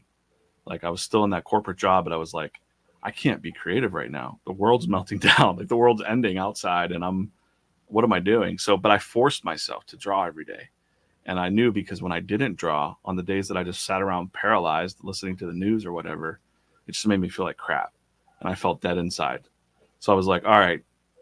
So I just forced myself to start drawing. And I started getting messages from artists saying, like my art friends saying, hey man, how are you staying encouraged? Like, how are you doing this? And I'm like, listen, I don't got it together. And I would just be honest with them. I was vulnerable with them, saying like, on the surface, you see me just putting out artwork, but I'm freaking out too. I've got anxiety coins here. I've got, like I'm dealing with this too. Like I don't know what's going to happen. Like, but I didn't like that feeling that we were all in at the time. I think everybody was feeling it, but especially artists, especially creatives, were definitely feeling like, how do you break through that darkness with stuff? So I'm a stoic. I like stoicism. So the skull and pencils there is just draw or die. Like, what are you going to do? Sit around and complain about it? Or are you going to draw something today? Like that's kind of the mission. And I started that newsletter. It's been going for, I don't know, like 113 weeks, 113 weeks now. And I just consistently on Sunday put out like a newsletter or a small video or something specifically for that, like how to deal with imposter syndrome, or some story from a convention, or when I hear some bad stuff that befell an artist and we learned a lesson from it, trying to share that with the other community so that they can feel encouraged. We do live drawing nights too when the weather's nice here in Pittsburgh, down there over at Federal Galley on the North Shore by the Heinz Field. I'll do the drawing nights down there. And the one night 40 people showed up. I was like, what do I do? Like, I'm taking over this restaurant. But yeah, it's cool. And I realized that artists, not just artists, but I think people in general, that's kind of interesting about VeeFriends, is that people in general are looking for connection. They're looking for something that's a little bit friendships, but also just like, I'm a human. You see me. I exist. I'm struggling too, and you're struggling. And we can take off the masks and be like, all right, cool. Now we can support each other. Yeah. Like now you can let me know what's going on. We can be brothers and sisters and kind of actually raise each other up. Raise each other up. It's kind of cool. So yeah. So this is it. Here's where the newsletter that you were talking about, right? Yep. Newsletter, YouTube channel. Yep. I get asked more and more from these artists. It's always the money thing. They're like, show me how to make money with my artwork. So like, I don't like to talk. I don't like to lead with that. I'm like, can you draw every day?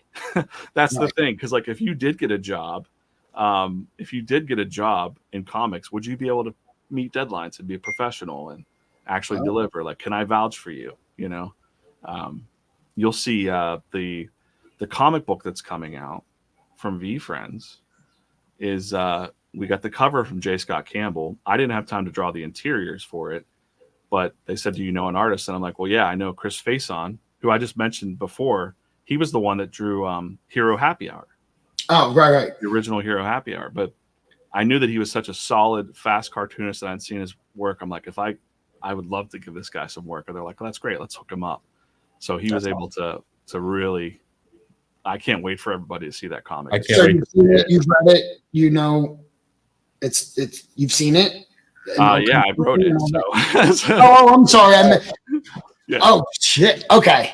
Yeah, well, I wrote it up, and I thought I could have sworn I just heard you say like I couldn't work on it, but you meant I couldn't draw it. Yeah, I didn't have time to draw it. So like having the artist, like I wrote the plots for it. We kind of did it in the old. I'll talk more in the future about it, but we did it in the old school Marvel style.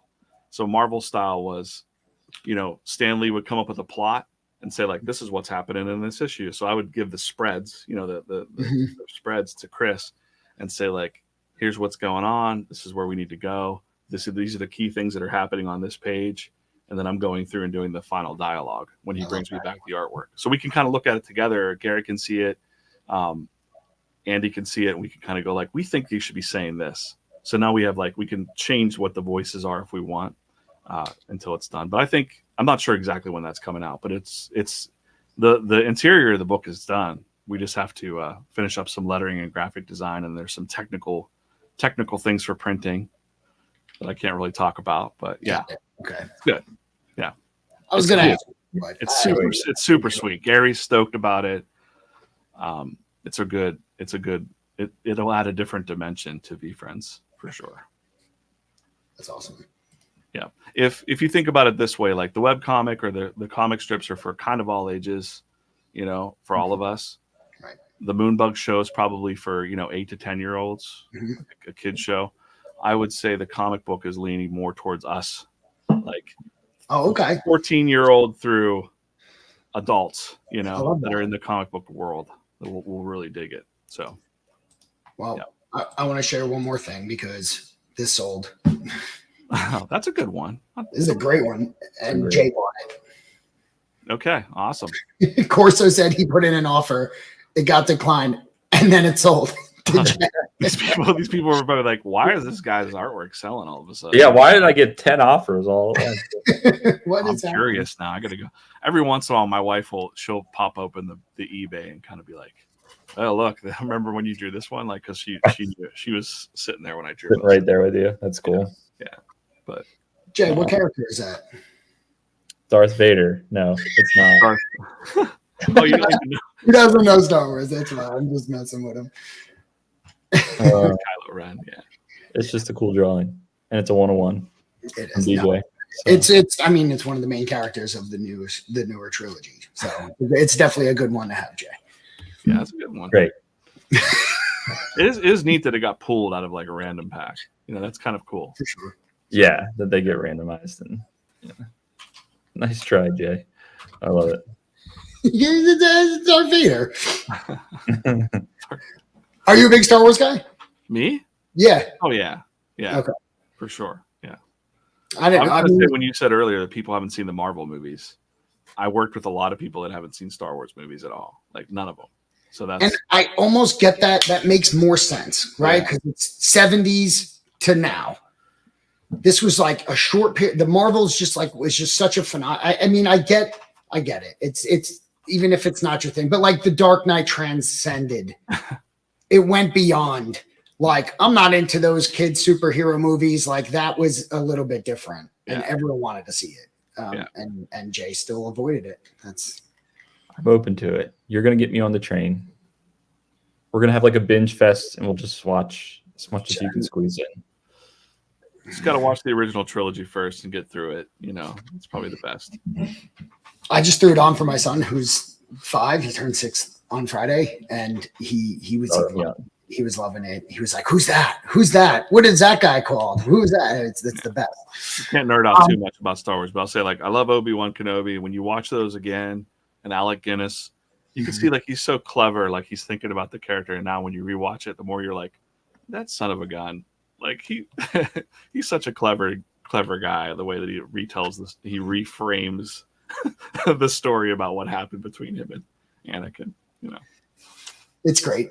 I mean, there's so much stuff. I think didn't he say like he was like a very known, like he was legit actor, and he was doing it. And I think didn't he say he didn't love doing it or didn't love the character or he doesn't get why it's so big.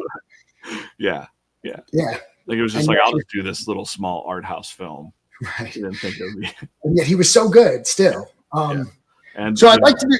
Go ahead. I was just say, speaking of like Harrison Ford, he was a carpenter until he was 30. He did like art, like he did like small playhouses and stuff. That's wild. Before he was Han Solo, so like it's incredible. Yeah. And then like 2 of the coolest movie characters of Han Solo and Indiana Jones. Yeah. And just being, I think it's like him and Samuel L. Jackson keep going back and forth of like highest grossing movies of all time because of the franchises. But I kind of asked you leading up to it, can we do something fun and get the chat involved? I want to do like a sketch challenge where if you can like coach, I don't know if you can show it or do it verbally or something. And everyone, if you want to get involved, Jay, you have to. I'm going to do it. I'm in it. Yeah. We're gonna try to sketch with your coaching. I want you to post it, and should we? I guess I want to make it like there be a winner. So maybe, I don't know if you want the responsibility. We need like a tag. So let's make a hashtag on Twitter, and then we can see all the entries. But we need to know who's deciding who wins. I want to say like to where maybe we should. What do I might have something to give away. Let me see. Oh, we were going to provide the prize. Oh, I might. But if you want to, but I want to. Oh, where is it? We'll do I'm gonna both. get my iPad. Okay. Okay. I'm going to do pen and paper. I definitely have some of the stickers, the comic stickers that came out Oh yeah, that they gave away. They gave away a couple of those, so maybe I can give away a couple of those that would be to awesome. people that tag it up. We Okay. can randomize it or something. We'll make it fair. All right, I got something. Let me switch my screen over for you. This is a good activity. If you can. And said her husband's a character artist. I didn't know that. That's cool. Okay. Scribble challenge. All right. All right. So this is something I Challenge. do. This is something I do when there's people that are like, I can't draw very well or I can't draw at all. It's Scribble challenge, is what we call it. Basically, what you're going to do, and I'm going to show you exactly how I would do it.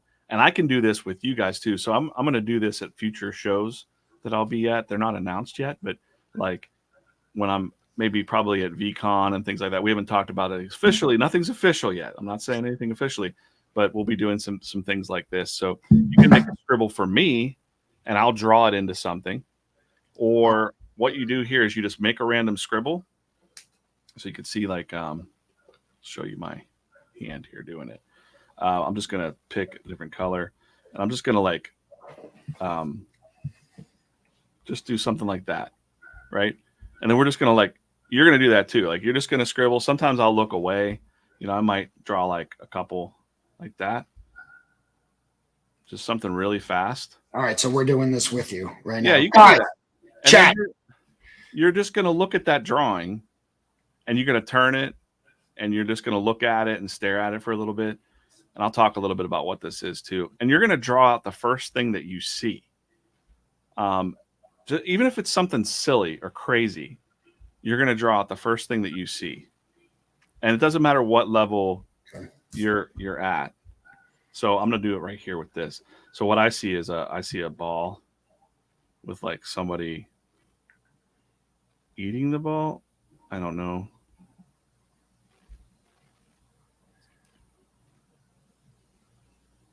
And then I'm going to try, like my challenge for VFriends when I'm doing this for VFriends would be like to try to change it into a VFriends character, which, you know, I shouldn't have too much problem doing that.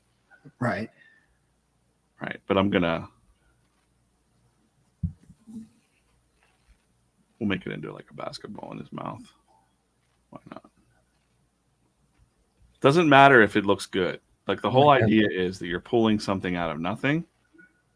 And then I can extend it and turn it into something based on my own skills, right?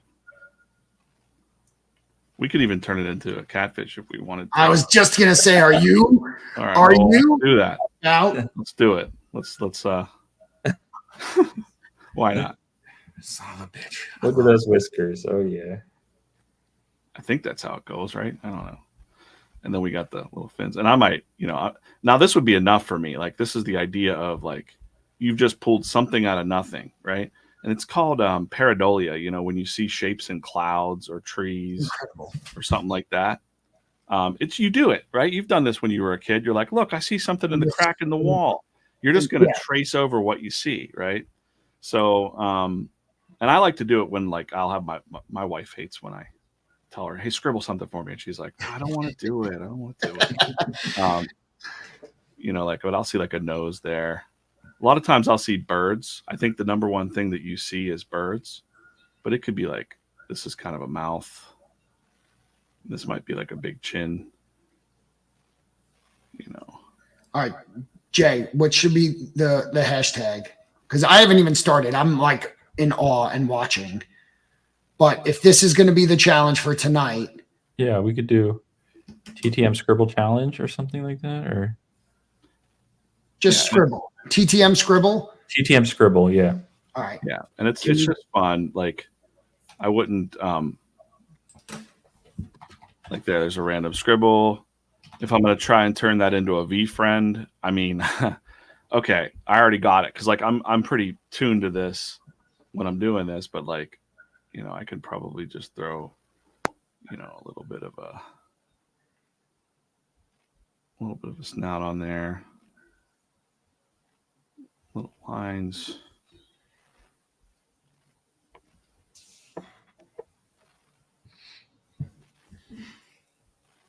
That's unreal. Like I just right. You can start to see the action. Like it almost gives you like a nice like action line. Like this is his arm coming in.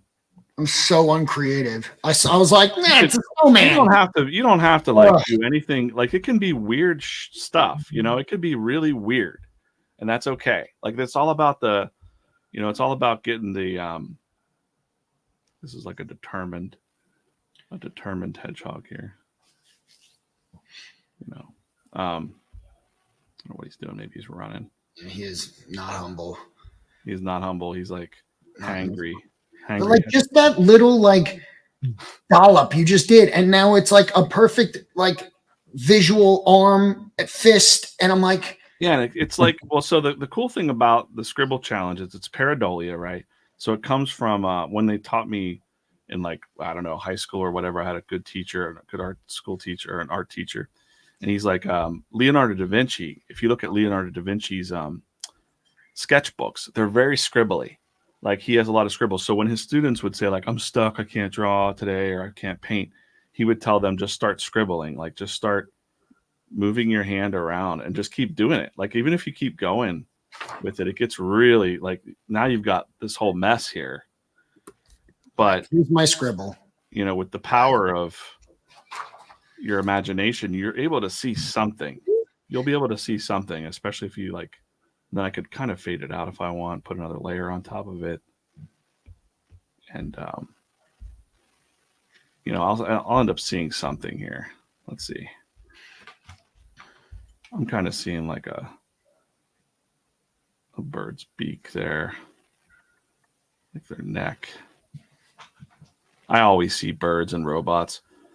Da Vinci saw people dancing a lot. So like if you see Da Vinci's sketchbooks, there's people like waltzing and things, but it came out of the scribble, and that's kind of how he would have people break through their writers or their drawing block, and it really kind of loosens you up a little bit. I was gonna say we talked about Chris Capana because he's the one that I've communicated the most and like really just like would bring you in because I would commission and he'd be like hang out with me while I'm doing it, where a lot of artists were just like, yeah, come back in an hour. And so I'll be like, all right, what do you, not that I wanted to like hound him, but I was like, how do you figure out where you're going to get started? He goes, honestly, I put the pencil to the paper and I don't even know where I'm going. And he just got like, that's kind of like this, right? Just where he's like, definitely the more you learn how to do it. That's why whenever I even start a comic strip, let's go back and look like, cause I know you're big on the catfish comic. We'll go back and look at that actual comic. Okay. So I can almost guarantee I started it the same way. We'll go to the redemption one. This is probably better, right? If I go to, don't do that. Video, time-lapse replay, full length. I don't want to export it. I just want to watch it. Let's go. All right. You can see that at some point, I think I start with like a little. Yeah. Oh, wow. You know, I just start with, and I flesh it out a little bit. But sometimes, I think in this one, I was going really fast. But that's probably not. I definitely did it in the very first comic that I was online with Gary doing. So let's do this one. Do time-lapse replay. I would start the comic off by, see these little shapes? Someone said, for some reason, my scribble looks like Princess Leia in the shower. Well, I know someone you can sell that to. But you see here, like it's the same. It's the idea of like that's pretty much a scribble. But since I've trained my brain to kind of see things out of scribbles, I can get the composition of where characters stand in a panel, and that's kind of how comic book artists, do it compositionally. And it's the same it's the same thing over and over again that we can kind of scan through. And that's the nice thing about working digitally too, is like, I can't imagine if Jack Kirby would have had this tool, he would have used it. People are like, oh, these are traditional drawn on Bristol board and stuff. I'm like, no, man, if they would have had these things, they would have probably drawn 10 times the stuff that I actually draw. Same thing with this one. We'll just look at some of these old ones. He's your all-time favorite, Kirby? Yeah, I think so. Just because of the energy that he put into his work. That one's not. There we go. So I was kind of writing out the characters that are about to be in the comic, and then there we go. I was drawing the birds for the first time down there. Let's see, Birdie. You can see like the little tiny sketches. They're just real small. And I was just figuring out the composition of the birds. And then I blow up that loose sketch, and then I just get on another layer and really flesh it out. That's so awesome. You know, that's some next level stuff. I wouldn't say like no one can just jump in and do that. If you can, then that's amazing. But in this case, you know, you don't have to overthink it. Kids, all ages, I've seen people do this where they walk up. I did this at a festival for the local arts festival, and families will walk up and say, you know, what's this thing? What's this going to cost me? I'm like, no, it's free. You just come up and draw, you know, a scribble of some kind. Get this going. And then you let the parent, like, they start to smile. They come up and they're like dour because they're afraid they're going to spend money with their kids at this festival. And it's a free activity that they can do. That really bonds with their kids and stuff too. And even the young teenagers and things, they would come up kind of like skeptical, cynical cats, you know, and they would walk away like going, wow, that was really cool. Like that was a really fun. I see something there. Oh, you do? All right. Yeah. If you turned it the other way again, I see a football helmet. I don't know if I'm like too literal like of everything, but that's what I can see it. Yeah, I definitely see that. So we can like flesh that out a little bit. We can make like a nice cartoon helmet. I don't see anything in my scribble. My scribble sucks. Oh, you're just overthinking it. Of course I am. You know. We'll throw That's so cool. That's a random V friend in here, I guess. We don't know which one it is, but maybe it's Panda in there. We'll give him some ear holes. Right. And you guys got to be a Jets fan. I was just going to say that. Literally took it right there. It's red. Did you guys did you catch any of the stream with Gronk the other day? Yeah. Yeah. That was great. And I saw he spiked the pack of cards. That was funny. Yeah. But I did see that. That was a good one. Yeah, it's cool. This is a good exercise to do, especially kids. Again, you know, because kids feel like they can't draw. And then when they finally see like something even a little weird. And another thing I say about this exercise would be all the professional animators I've ever known and talked to. Things like SpongeBob and different character designs have come from this exercise. They did a little doodle and they're like, that's something. That's Ren and Stimpy, or that's Bugs Bunny, or something like that. Like it all comes from filling up a page of, you know, these things. You know, sometimes it'll get, you know, strange and weird. I always see a bird. Like I always see a freaking bird beak. I can like stop myself from like making it into a bird. Maybe you have to like flip it upside down. Do you have to like turn it sometimes? You did that, right? Sometimes I'll challenge myself. If I see a bird, I go, no, I'm not going to draw a bird or a robot, because I see a lot of robots. I see robots, birds, flowers, you know, that kind of stuff. Like who knows what kind of bird, like crazy chicken or something. I don't know. Just put the thing on them. A really ugly bird. But like I think this kind of like forces you to, you know, occasionally you're going to see something that can kind of be pulled into something that like, hey, maybe I want to make that into a sticker, or you know, maybe you can actually draw it into something like that one's got a good action pose. You know, they got some good Yeah. action lines. Ready to Especially fight. those- He's definitely He's like- running into action. Yeah, he's humble no more. Like he's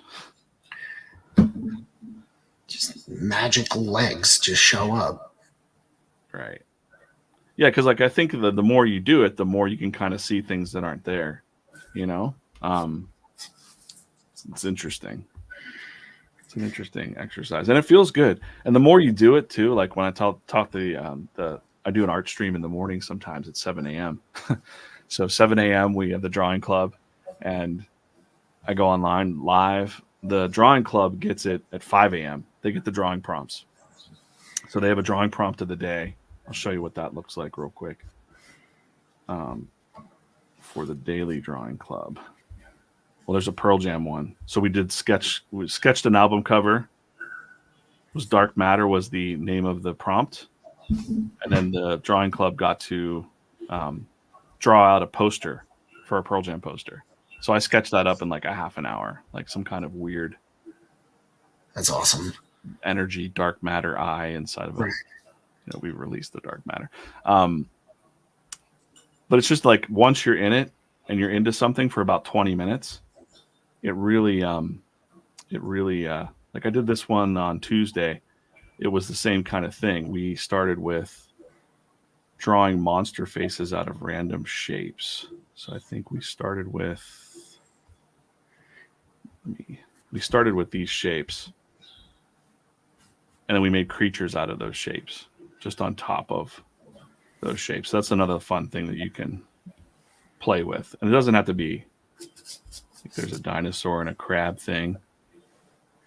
Weird monsters. We've got a lot of, that was a cool, like weird bull steer thing, like Awesome. strange frog, like weird, it could be like that guy popped out of nowhere and he looks like something, he looks like he could be something.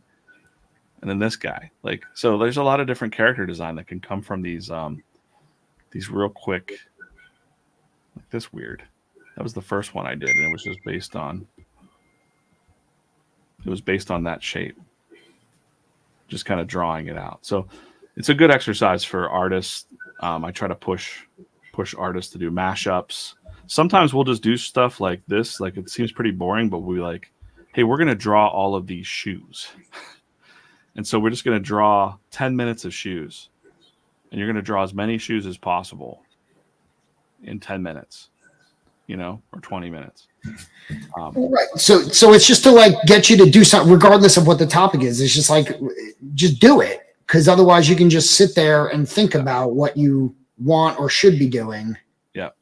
And so instead of that, it's just like, here's your starting point. Here's what you're doing.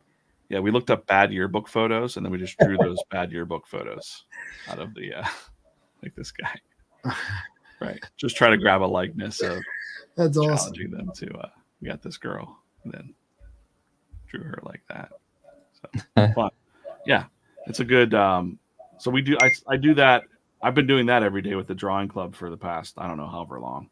But I try to do some like morning streams of that.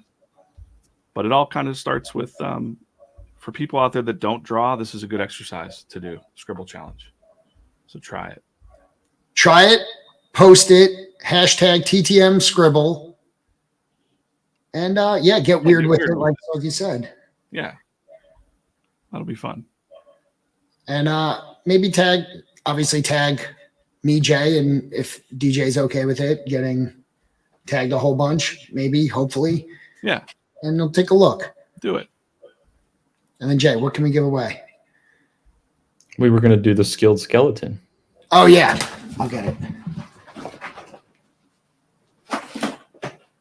I'm going to give a slab away to. It should be. How do we determine it though, Jay? I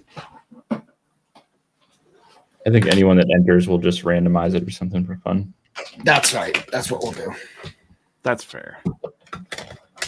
It's so hard to pick because you're like, yeah, a CGC 10 skilled skeleton Halloween sticker to anyone who does a sketch of the Scribble Challenge, uses the hashtag, and tags us all. Will be entered, and then we'll randomize it.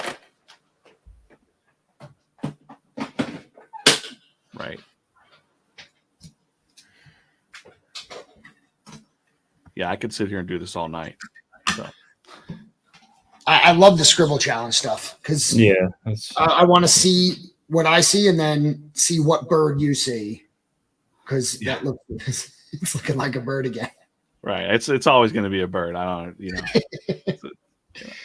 if I'm put on the spot, you're going to see a lot of birds happening. We have some posts already. We have a bird. Yeah, we have a bird fan in the audience. So yeah, sometimes I'll get like once my brain is flowing, like I said, you get into that zone. Like I'll get into some like weird, like science fiction looking, robots or spaceships or something like that. That's always fun to do too. So like you got like a reverse thruster here kind of thing. You can turn it into a spaceship of some kind. Here's a submission. Nice. That's good. That's from my Ben Kind. Mm-hmm. I love that. Cool. Here, he's an artist. Bam. Look at that. Right? These things are living in your imagination. They're just, now you've released them. That's why they call it you're drawing it out. You're drawing something out of nothing. You're pulling it out of your imagination. So it's kind of fun. I love This that. almost looks like a pterodactyl, but I'm not gonna. It's supposed to be some kind of weird spaceship of some kind. But It's a little Enterprise-ish, right? Yeah, right. So you can always fudge some kind of futuristic thing just by like keep adding weird stuff. There, it's a ray gun of some kind. I don't know. Now we're gonna give it a magazine clip. Do that. There, it's got a magazine clip there, and it's a friendly gun. No, it's not going to hurt anybody. There's another submission. Okay, I like it. I think that's barista. There's a couple more. All right. Nice. A turtle with a hat on and that's good. Yeah. Angel. Angel, yeah. Okay. All right. Oh, Jay killed it. Yeah, it doesn't have to be like I would not like. There's so many people that are like, "Oh, this is suck." Like, yeah, that's good. Like you've actually drawn something out of nothing. Ben, I would absolutely love that. Please send that along. I will frame it up.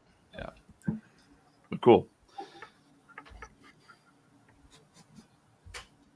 Yeah, it's fun, and it's fun to like do a whole page of this in like a sketchbook or an iPad. And then when you zoom out, you're like, wow, look at all this great, like all together, it looks like something neat, like, I don't know. There's something fun about it for sure. Here we've got, I'm not going to draw a bird. Do it. Not going to do it. I see some kind of like, I see a man like little.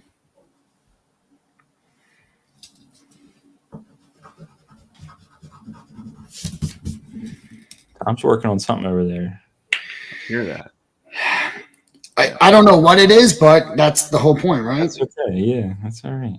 So I had to turn it one way to see something. So you can turn it all around. There's no rules. That's the nice part about it. You can just, all those things, all those like happy accidents and whatever. Like I said, like good old Bob Ross would be like, there's no mistakes. Who cares? Anytime I see his videos on TikTok, I have to, I sit and watch. Yeah. It still amazes me, just like when I'm a kid. No idea what's going on with this guy, but you try to make it make sense. It's almost like a game of some kind. He's waving for sure. Is he a dinosaur? I don't know. He's like a snake. I don't want to do a snake. That's kind of lame. Can I ask? I wasn't gonna, but since you pulled up the catfish one, I heard that there was a little guidance from Gary to make the first one where the catfish was eaten. That's right. That was possibly your idea to give it a redemption arc. Yeah, I just was like, hey, I'm always going to try and think of the next strip because we have so many days. Like, we got to keep going, right? So, well, from the bottom of my heart, thank you. I didn't know the background of it. I just got a text from Gary. It was like, DJ, will you draw this up? It was like it was like 9:00 at night. He's like, draw this, videotape a little bit of you doing it. And I didn't understand a word of like I'm like, okay, cool. He gave me the characters. He's like, this is eating the catfish, and I'm like, do your characters eat each other? I think that was something that I had. Like, don't worry about it, just draw it. So I had no idea. Oh my gosh, I love it so much. Do you know now? I do know now. Yeah. Okay, you know the history now. Yeah. Okay. Yeah, for sure. Because someone let it slip. I think it was Rips, Yeah. or someone said that there's more to come of these two. I mean, it's not. Yeah, you might want to. Yeah, I can't say anything. Yeah, I might want to what? you'll be at VCon, right? Like, so Yeah. Between now and VCon, I'm sure you'll see something of these two again at some point, right? Yeah, I didn't realize that was painful to anybody. I was just like, all right, that's funny. And then I felt bad for the days. It was a tough few days. Yeah, I felt bad for the catfish. So I was like, all right. Yeah, the redemption catfish is in his belly. And then I shot that at Gary. I'm like, hey, what do you think? And he's like, that's hilarious. Let's go. Let's go. The best day of my life. Thank you. Yeah. Yeah. I love the inside of the belly with the bones. It's At great. this point, I was thinking, like, at this point, drawing this, because there wasn't really any kind of like rules or anything like that. I'm like, I was thinking to myself of like, well, maybe there's multiple catfish because there's multiple cards and there's multiple collectors. And like, so maybe there's other, like variants of like a family of them. Like maybe there's multiple bisons. Like, I don't know. Like there's no rules. Like it was just an imagination thing. Like it kind of made sense. Like there's probably the star catfish, and then there are other catfish, right? That makes sense. Mm-hmm. But I guess we've seen that in some of the animations and stuff. There's no real canon per se, but Gratitude Gorilla has obviously a gorilla family. He's got his grandma and stuff like that. But yeah, and I think I did it again, right? When they're kind of in the, I kind of kept going back to it a little bit, where it was just like inside joke. Like, Oh yeah, like he's like eyeing him up, like he's like, don't even think about it, man. Get out of here. I gotta say, I did have comic book friends who don't know anything about V-Friends. And that first comic that came out, the V-Friend people were excited about it. But my comic book person, my friend Jared, he was like, DJ, I had no offense, but I don't know what the hell this is. What does this mean? I'm like, oh, it's an inside joke. He's like, oh, okay. And once I explained it to him, when he saw these guys in this strip, he was like, now I understand.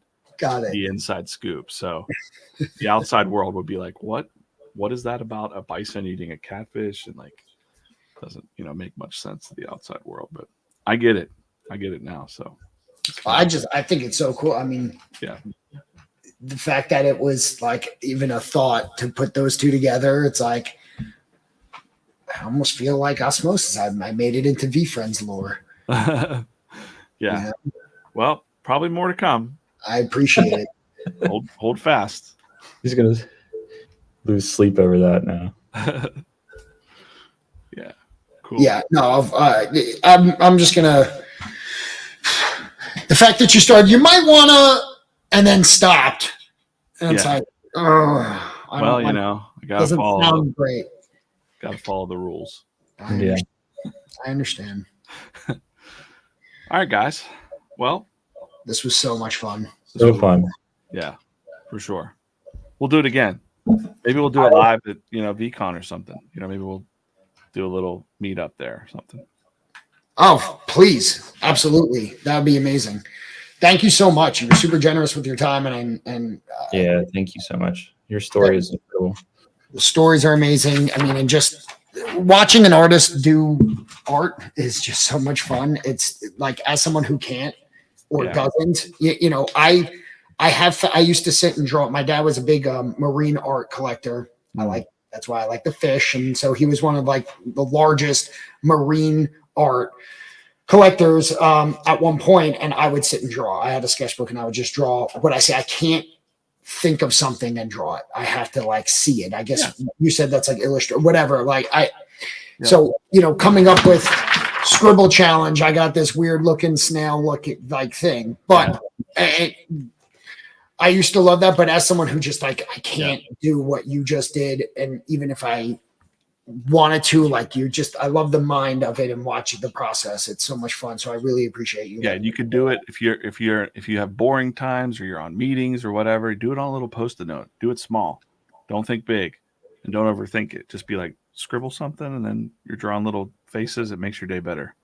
So, I like it. I got through a lot of boring meetings doing scribble challenges. Let me tell you. So, well, I mean, Gary said he doodles throughout meetings, and that's how some of the doodles of VFriends came about as well. So, look what doodles can turn into. That's right. I get it. Thank you so much for being so generous. DJ, appreciate you. Yeah, man, it's fun. We'll see you guys soon. Can't wait to see what's to come too. Yep. Lots of fun stuff. Awesome, man. Well, thank you so much. Have a great night. All right, we'll see you. Thanks, TJ. Bye. That was awesome. That was so good. Awesome. And I'm like, it's great to see you like have your people too, because like I know we can't relate on that, but like to see you be like, oh, this guy, and like I was in line with this guy, and like it's great to see that passion come out of you on stream. It's very cool. Been suppressed for a while, and not because of anything other than I moved here in Pennsylvania 10 years ago, and all of the conventions I went to, I was in Jersey. I lived in New York City. I lived in Hoboken, and I have one good friend who moved to like Westchester, New York, or somewhere like above the city. And we would go to the conventions like all the time, like 4 or 5 a year. And that's how I accumulated all the comic art. And then we started having kids, and I moved down here, so we were further apart. So we've maybe met up. You met him at Comic-Con, the guy that's like 6'6". Oh yeah. Super nice guy. Yeah. Oh yeah, he's like a principal at a school. He's one of the smartest people I've ever met, and he knows more about comics. I would put him up his knowledge against anything, because he can also like remember the issue, who said what, the artist, the right. It's just insane. I wish I had that level. I'll read a book of 6 issues and I would forget what happens the next week, and because I'm like I binged instead of like when he was a kid, he would I would binge it and then I would forget. So. Bam is from Westchester. That's in Westchester, Pennsylvania. That's about 25-30 minutes from me, RJ. Bam Margera. This is Westchester, really? New York. Yeah, Bam Margera. I didn't know it's from Westchester. Yeah. That's where the whole show was shot and everything. Really? Viva La Bam. I think.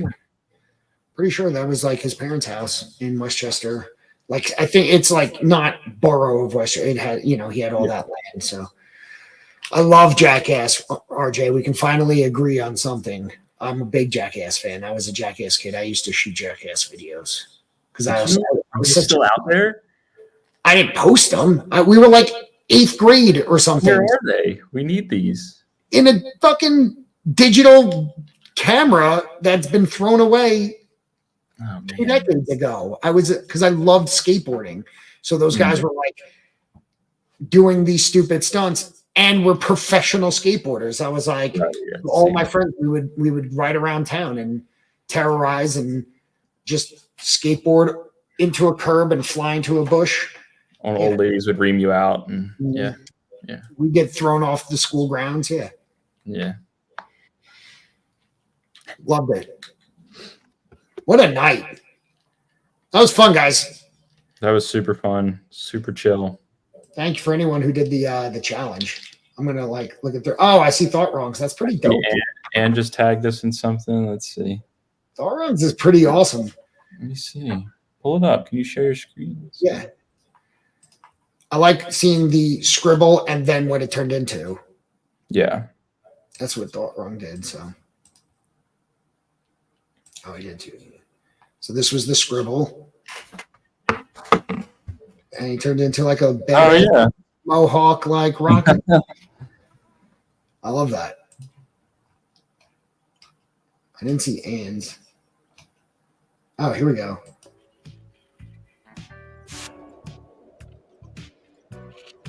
Oh, look at that. She's so good at making content. She just whip it up like she's just What the fuck is that? seriously. She's a pro. That's not fair.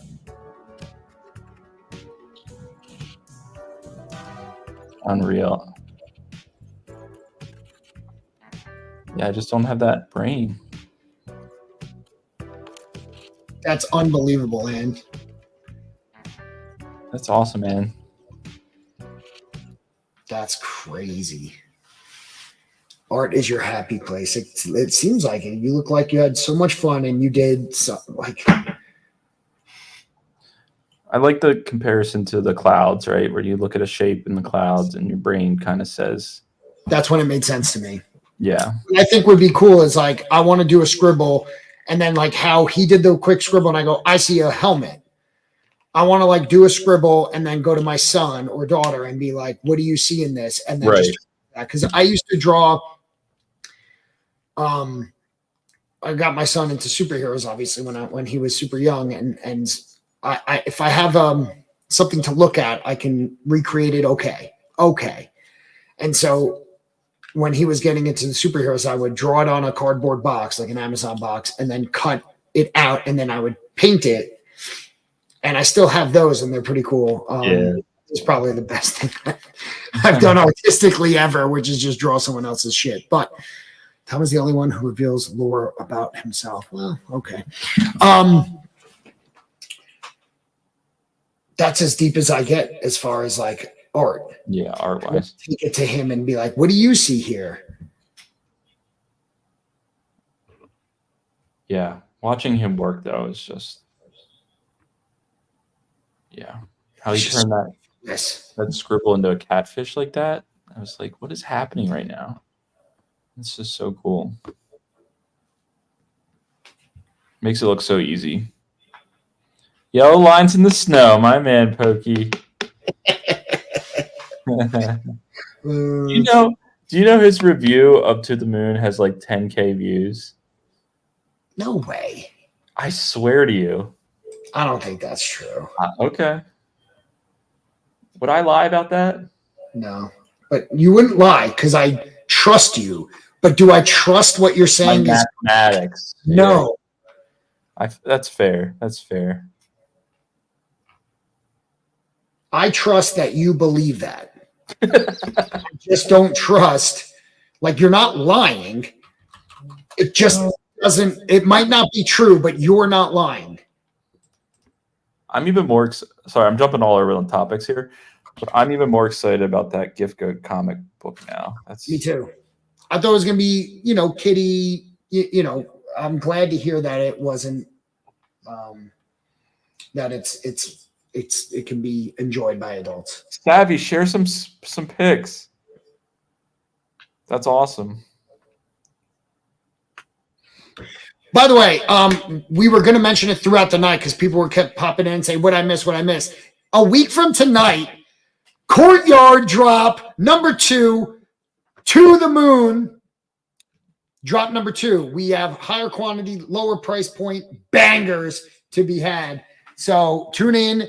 We have not revealed what cards or the pack art. That will all happen on the same night next Wednesday, 1 week from tonight. 9:15 is when it goes live. The sale goes live, but the site where you can see all the cards and the pack art and everything will be live right at 9 when we go. So To the Moon. We will show the cards. We will have fun. You feel really good about it. And then we'll rip them all together Friday night. 4,900, which is still way more, but you were more than 5,000 off. Was I really? Hold on. No, he said I wasn't lying. Cards. So if you want to take a look at their whatnot, I just. All right, guys. What's up, guys? Welcome back to review. This is To the Moon. News so if you want to take a look at their whatnot, their Twitch, Twitter, or their website, these guys are definitely all right. Now they're better than all right. You know what? They are a lot of fun to watch. They are doing so many different things. You guys got Lorcana. You got V There cards. is one has 10K. Thank you, If Pokey. you haven't got any V cards yet, what are you doing? Seriously. This one does They not. got Mario packs. There's another Like, one or something. guys, Can we talk if about? you want entertainment, but He just said they have V cards. Look at how far he's come. If he He's used come to a long way. he called it V cards, and now he's one of the biggest card collectors. also substance and great stories, come on over to the Moon Cards. They get a 5-star rating from me. Boom. All right, guys. So we are giving a I'm not lying. Look 40. No, that's the short. He made a regular video too. Oh.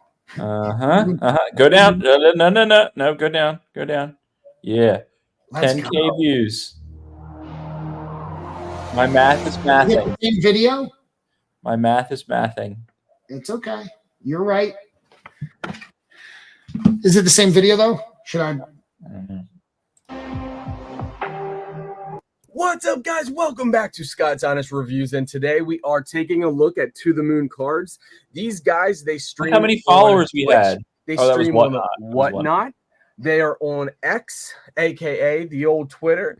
Guys, if you want Mario packs, if you want Lorcana, if you want V-Friend cards and my friends V-Friend cards, I got a nice spot in my heart for those. Take a look at these guys. These guys are awesome. They are hilarious. They make great content. I The don't know about streams all are entertaining. They are great storytellers. Guys, look at the fire that they pull. I'm telling you, you guys are missing out if you don't check out To the Moon Cards, because they get a 5-star rating from me. They're awesome streaming. I love both the guys. They do a great job. So, hey, check them out, guys. Check them out. What's up? Drops the links in the comments, It's great. and everyone just says Happy New Year.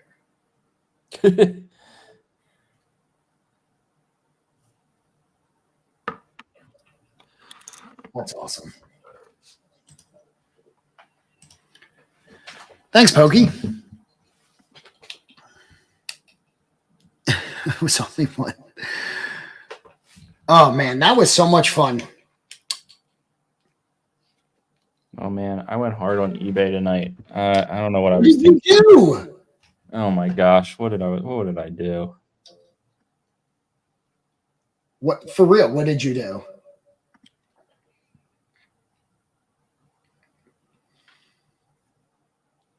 One, 2, 3, 4, 5, 6. While we're live or earlier? I won 13 auctions while we were live. 14 auctions. Oh gosh. Are you bidding me up, Jay? I don't think so. What are you bidding on? So I'm gonna make a set of the Disney relic cards. Oh, okay. And there's some up there super cheap. Like I bought my Grail. I know I you bought should your Euro? from Oh the yeah, Disney- yeah. Did it come? Did it come yet? No, it's coming from China. There's all of them are coming from China. Coming just yeah, like I see a card on eBay as I'm browsing the Disney cards, and it's like the username is Birdie Collects. I'm like, that's the card we pulled. I'm like, man, I didn't even give us a shot to buy back. Jay, need the Marie still? No, I got the Murray. I'm sorry, Birdie. Yeah, I know. Thought wrong. I know. You want to know how I know? Because I wanted them. I wanted those. Who's that guy? But good to know. And if you decide to rip them, please join us. Let us know. And we would love to host you opening them. When I found out it was to you, I was like, oh, okay. If it's to Thorong, cool. I know, Birdie. I'm just giving you a hard time for fun. Ugh. I just wonder how CGC is going to grade these relic cards. It's going to be interesting. I got my relic. Costume. That's sweet. Actual movie costume relic. Don't care what you think of the movie. That's my guy. Movie worn costume patch.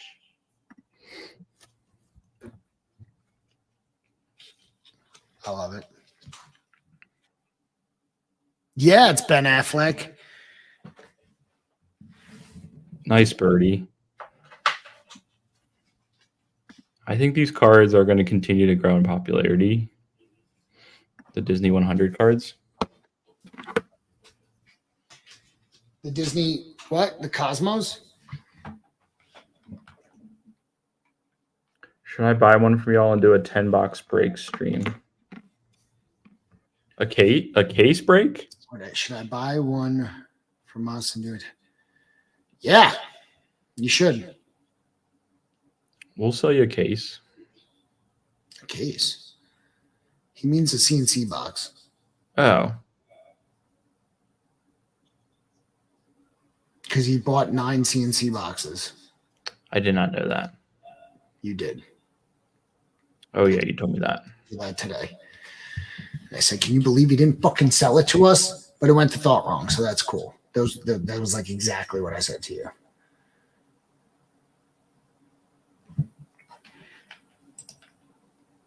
Yeah, 10 boxes would be a fun stream. You're welcome to do it here, Thought Wrong. Well, we'll do it. We'll set it up on the website. We can make it easier and then just transfer everything to you. Just let us know how we can help.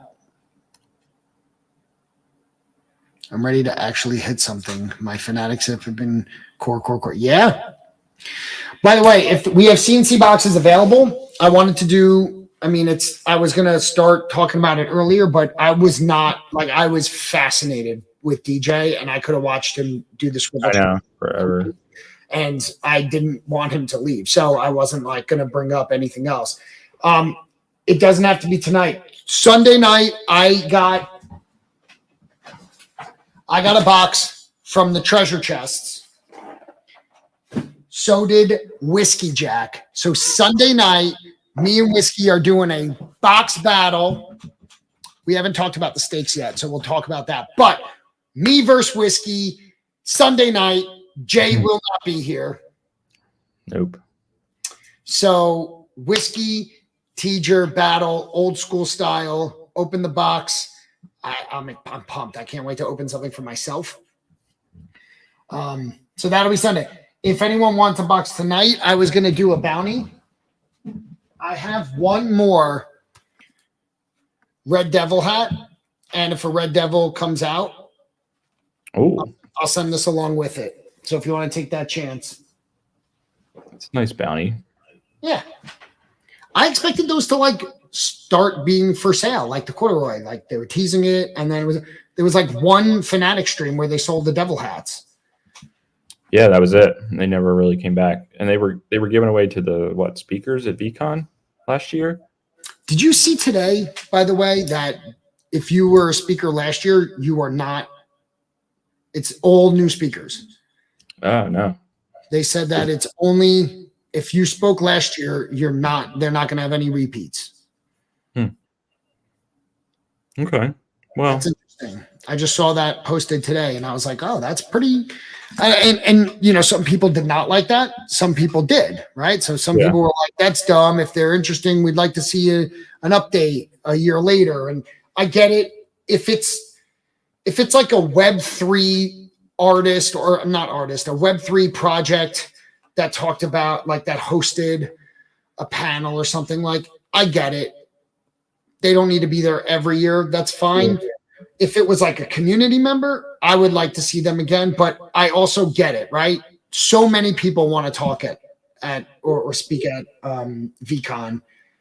And if they just keep going back, like Jesse Itzler was at the first one and at the second one, and everyone raved about it at the first. I didn't see his talk at the first one, so I made sure to catch it on the one at VCon 2, and it was great. He's great at it. So I'm guessing they're meaning I don't know, right? Because not everyone who's going to be there this year got to see him last year. True. Yeah. So I don't know how I feel. I feel, I think a mixture makes sense. Maybe take a few, but honestly, I don't care that much. I also only went and saw like 4 speakers last year and then spent the rest of the time at the booth. So yeah, I didn't get away from the booth enough last year. I hope to a little bit more this year, but yeah, catch more. I don't know where things are going to be spaced out. Yeah. No, we'll never know until we get there. Yeah. Yeah, there's a little bit of an echo. I don't know what that is. I don't know if that's on my end or what. I'll tell you what it is. I think I know.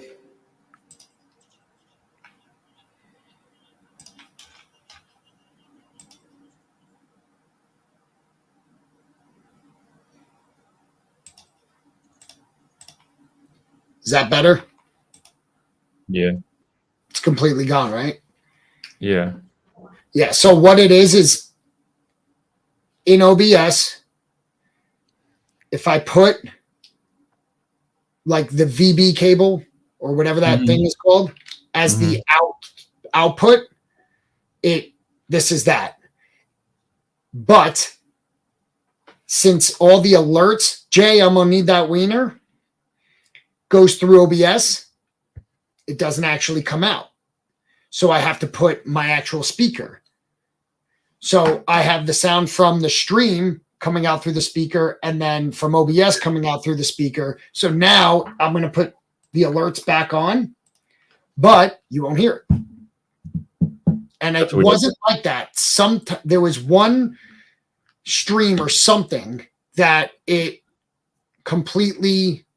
Yeah, we rushed it. Yeah. Something happened. No, I don't even think you were on it. I think it was like a packing hour where I hit something and that happened because there was several streams that I had it working fine and I just can't figure it out. Will you have a booth? We don't know yet. We hope to. Sorry, I jumped in and answered. He asked you, but I feel like if he did, I would know about it by now. We don't know. There will be, the only thing we know is there will be a Gary's garage sale area. Yeah. Somewhere in LA Live.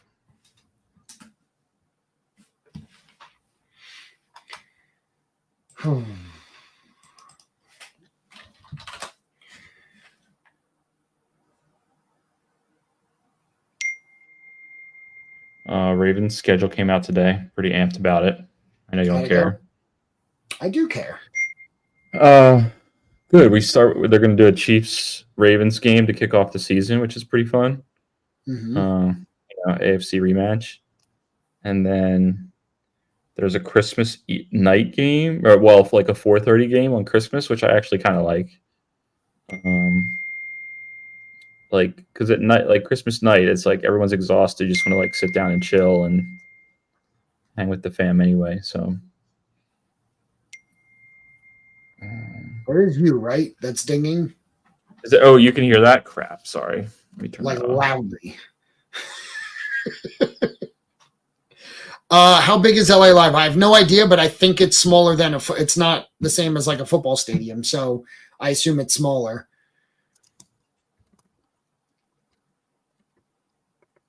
Yeah, and it's like multiple spaces. Like there's hotels, there's a theater, there's like it's like I don't know. I'm really curious how they lay it all out and the flow goes. Night, Ann. Thanks for joining in.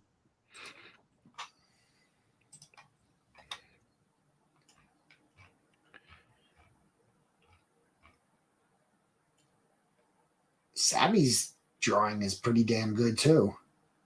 Did you see it? No, I'm gonna check him out. I'll pull it up. It's pretty cool. I wouldn't say I know what it is. That's the scribble, but it just got more detailed and just cool looking. Very cool.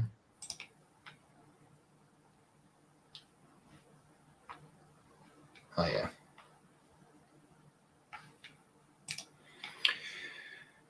I'm excited for LA. I'm very excited for LA. Is everyone who's doing both national and LA, and if you're only doing one, I assume it's going to be VCon, but maybe it's not. Let me know in the chat. Yeah, we were very torn on our plans. Thought wrong. That doesn't help us like one iota. Like compare it. Thought wrong. You were at the national last year. You're not going this year, right?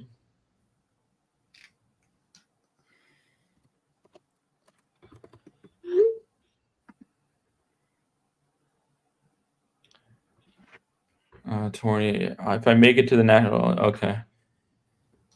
Last year, Thought Wrong and I met up in my hotel lobby, and we had like an absurd amount of money and cards just laid out in the hotel lobby. It was fun. We did a trade. That was at Comic-Con, the one I was at. No, you did that twice with him then. Did I? Well, at Comic-Con weekend, we met. He was blackout, and we met in the lobby of your hotel, and we had all those cards out, and we made trades. I don't know if I remember that. What do you mean? Crap. You don't remember that?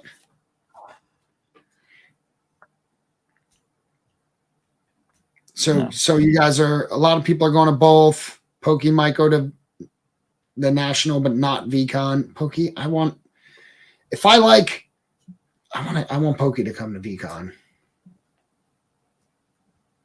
We're gonna talk, Pokey. Oh, that wasn't my. Oh yeah, that was my hotel. Yeah. Now I remember. Yeah, and we put him in that weird Uber. Yeah. Oh yeah. How could I forget that? I just forgot we were doing card deals that night. I got my entrepreneur elf. You got the be the bigger person. Oh, that's such a nice card. I even remember what you got. You don't. I don't expect you to know what you got, but how do you not remember doing that? Foggy, ask Polish or Austin. Maybe they can pick.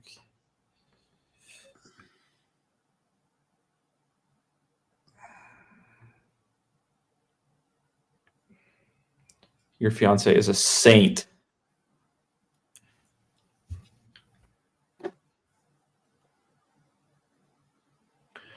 Pokey, would you drive to the national? Yeah. It would just be all fun to ride together and go have a good time. Don't make this worse for me, Jay.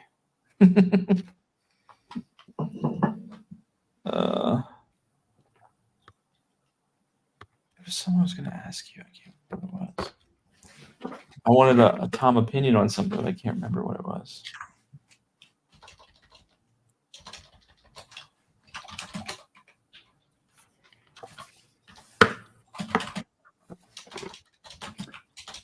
Did you see the PSA new slab announcement? No. What happened? So they teased out on their Twitter. PSA came out and said, "Oh, the moment the moment you've been waiting for, a new slab from PSA." And I'm like, "No way!" And I click on it and I watch their video. Literally, they're changing the plastic that makes the slab. That's it. They did this whole hype video and everything, and it's a different type of plastic. I'm like, guys, you got to change the label. It looks like it was printed on a 1999 inkjet printer. But they'll never do that. And I actually get why they won't do it, because people want uniformity, and that's the only reason people are still grading with them, is because people's collection is all PSA. So they want it. If you're going to change the label, you might as well change companies too. I know it's not the only reason, but that is a big reason. So I don't think they can. At this point. I think you could keep the same slab size and everything, but then just modernize that rectangle. It's just keep the red border for recognition or something. Just the text. It's just, yeah.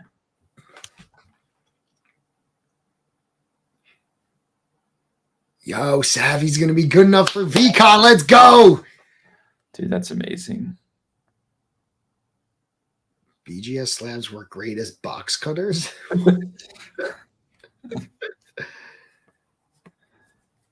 Yeah, exactly. Hi, Anthony. Like, just like I feel like CGC could do their new label because they weren't that ingrained into the grading game yet. So I feel like they were early enough to doing it. but they recognized that old blue label just kind of got stale. Like, I don't know. It's not timeless. Like blue might not be timeless. Black and white is timeless. So I think it was a good move. Yeah, I'll drink in LA. I might not drink between the Savvy stream and LA, but I'm down to do it there. Your brain's like, no. The shot glass is still. I can't even wash it out. No, I haven't washed it out. There's still like bourbon from that night. Yeah, I love you, Savvy. I will never do that again.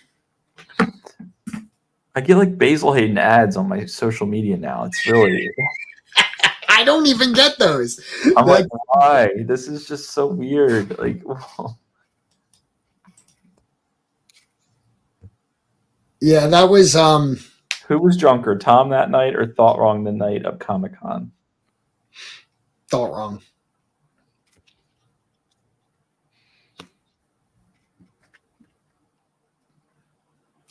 Savvy never asked me to do it. She didn't know. Jay didn't know. I didn't know. I had the idea like 10 minutes before stream. I said to Jay in backstage while we were doing, I go, I'm thinking about doing this. I think people will throw in more money to see me take shots. And I go, am I asking for alcohol poisoning? And I even tried to like water shit down by putting it on the ice. I wasn't even doing full shot. It was just too much, too fast. Empty stomach, yeah. People are telling me 8 shots in 45 minutes. I'm like, what the? People really wanted. People didn't want me to make it through the night. That's right. Yeah. It's plugging, Anthony. If you can see, there's like a little wire there.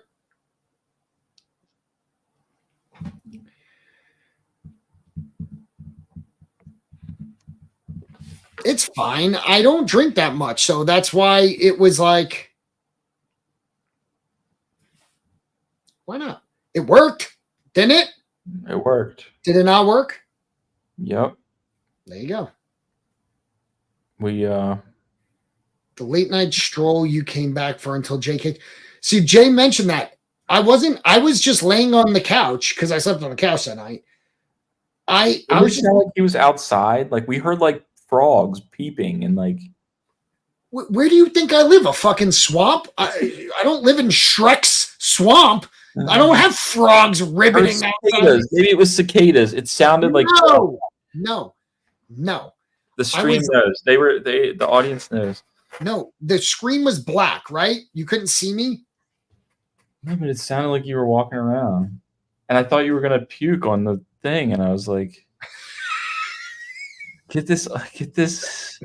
No, I was probably walking because all I did was I left. But then when I pulled up the stream, because I knew Jay was staying on for a little bit to do maybe more Disney, when I pulled the app back up, it brought me back up as the co-host still. All I did was open up the app to continue watching the stream. And I was going to lay on the couch and watch it. And I remember seeing a black square under Jay. And I'm like, is that still me? What's going on? I was not outside. The only time I went outside, this is funny. The only time I went outside is to get the Taco Bell. My wife the next day, she goes, I saw that, I got the alert that you went outside. She goes, did you watch the Ring camera? And I go, no. And she goes, you almost fell over. And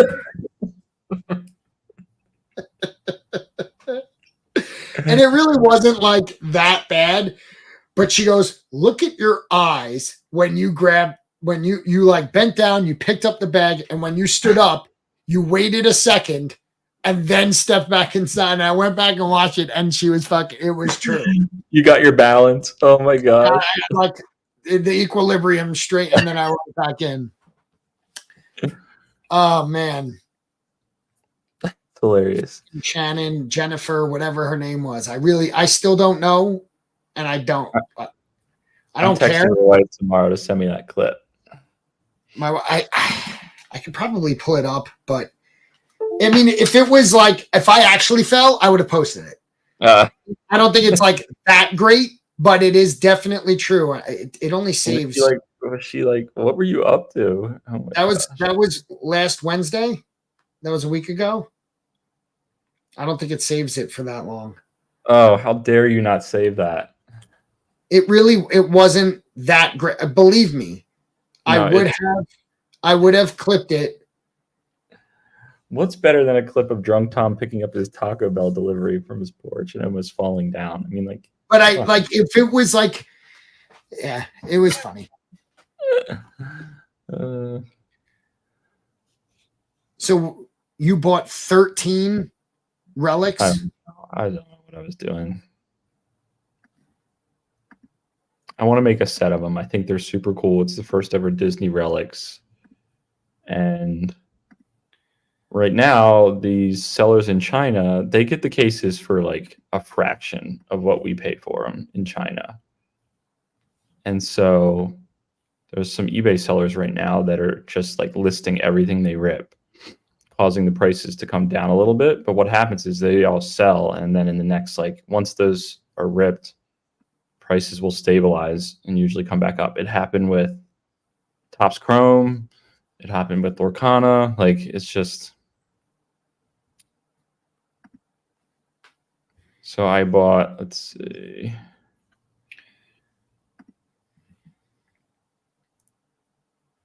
Pua, Flash, Goofy, Marie, Eeyore, Pluto, Sully, Mike Wazowski, Lotso. Oh, I got a Minnie Mouse. See, I got a Minnie Mouse relic for $39. I think that's pretty good. Minnie Mouse relic for $39? That's worth it. Yeah. I paid more than double that for the one I wanted. What are the numbering of the relics though? One something, right? 159, yeah. Yeah, so mine is the one I got is out of 100. So yeah. How good are eBay at spotting scam card listings from China sellers? I don't know. I haven't bought enough from China. I just bought one from China. So my theory on these is these relics would be such a pain to replicate, fake, to make. Like some of these I got like tonight I got for $20. Like they're not gonna go through the effort of a relic card for $20. So like I feel like the same with the porcelain too, right? It would have to be. Yeah.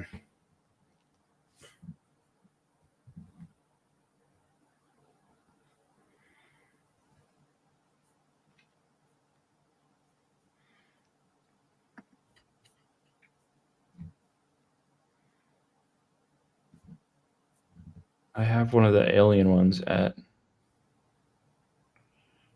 CGC.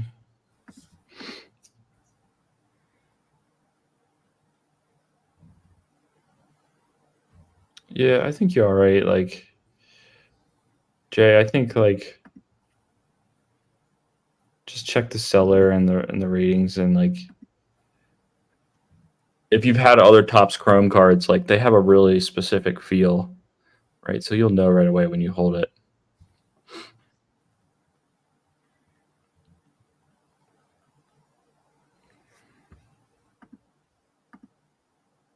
What's that hat in the background? What is that?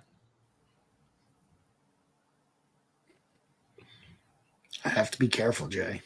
Okay. I'm gonna fuck it up, Jay. Don't mess it up. What's going on there? Man, that looks good. It's fire, right? Mm-hmm. You saw that? Mm-hmm. Yeah. Product placement. Augie thought that's what we were announcing tonight. It wasn't. Nope. We threw him off. That has a normal size hole. It's not a big hole. It's a decent hole.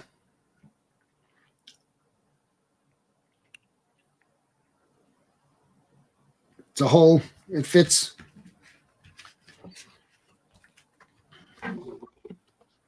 I'm going in 5 minutes. I got to get to bed. Yeah. No, we're done. I'm responding to someone on eBay.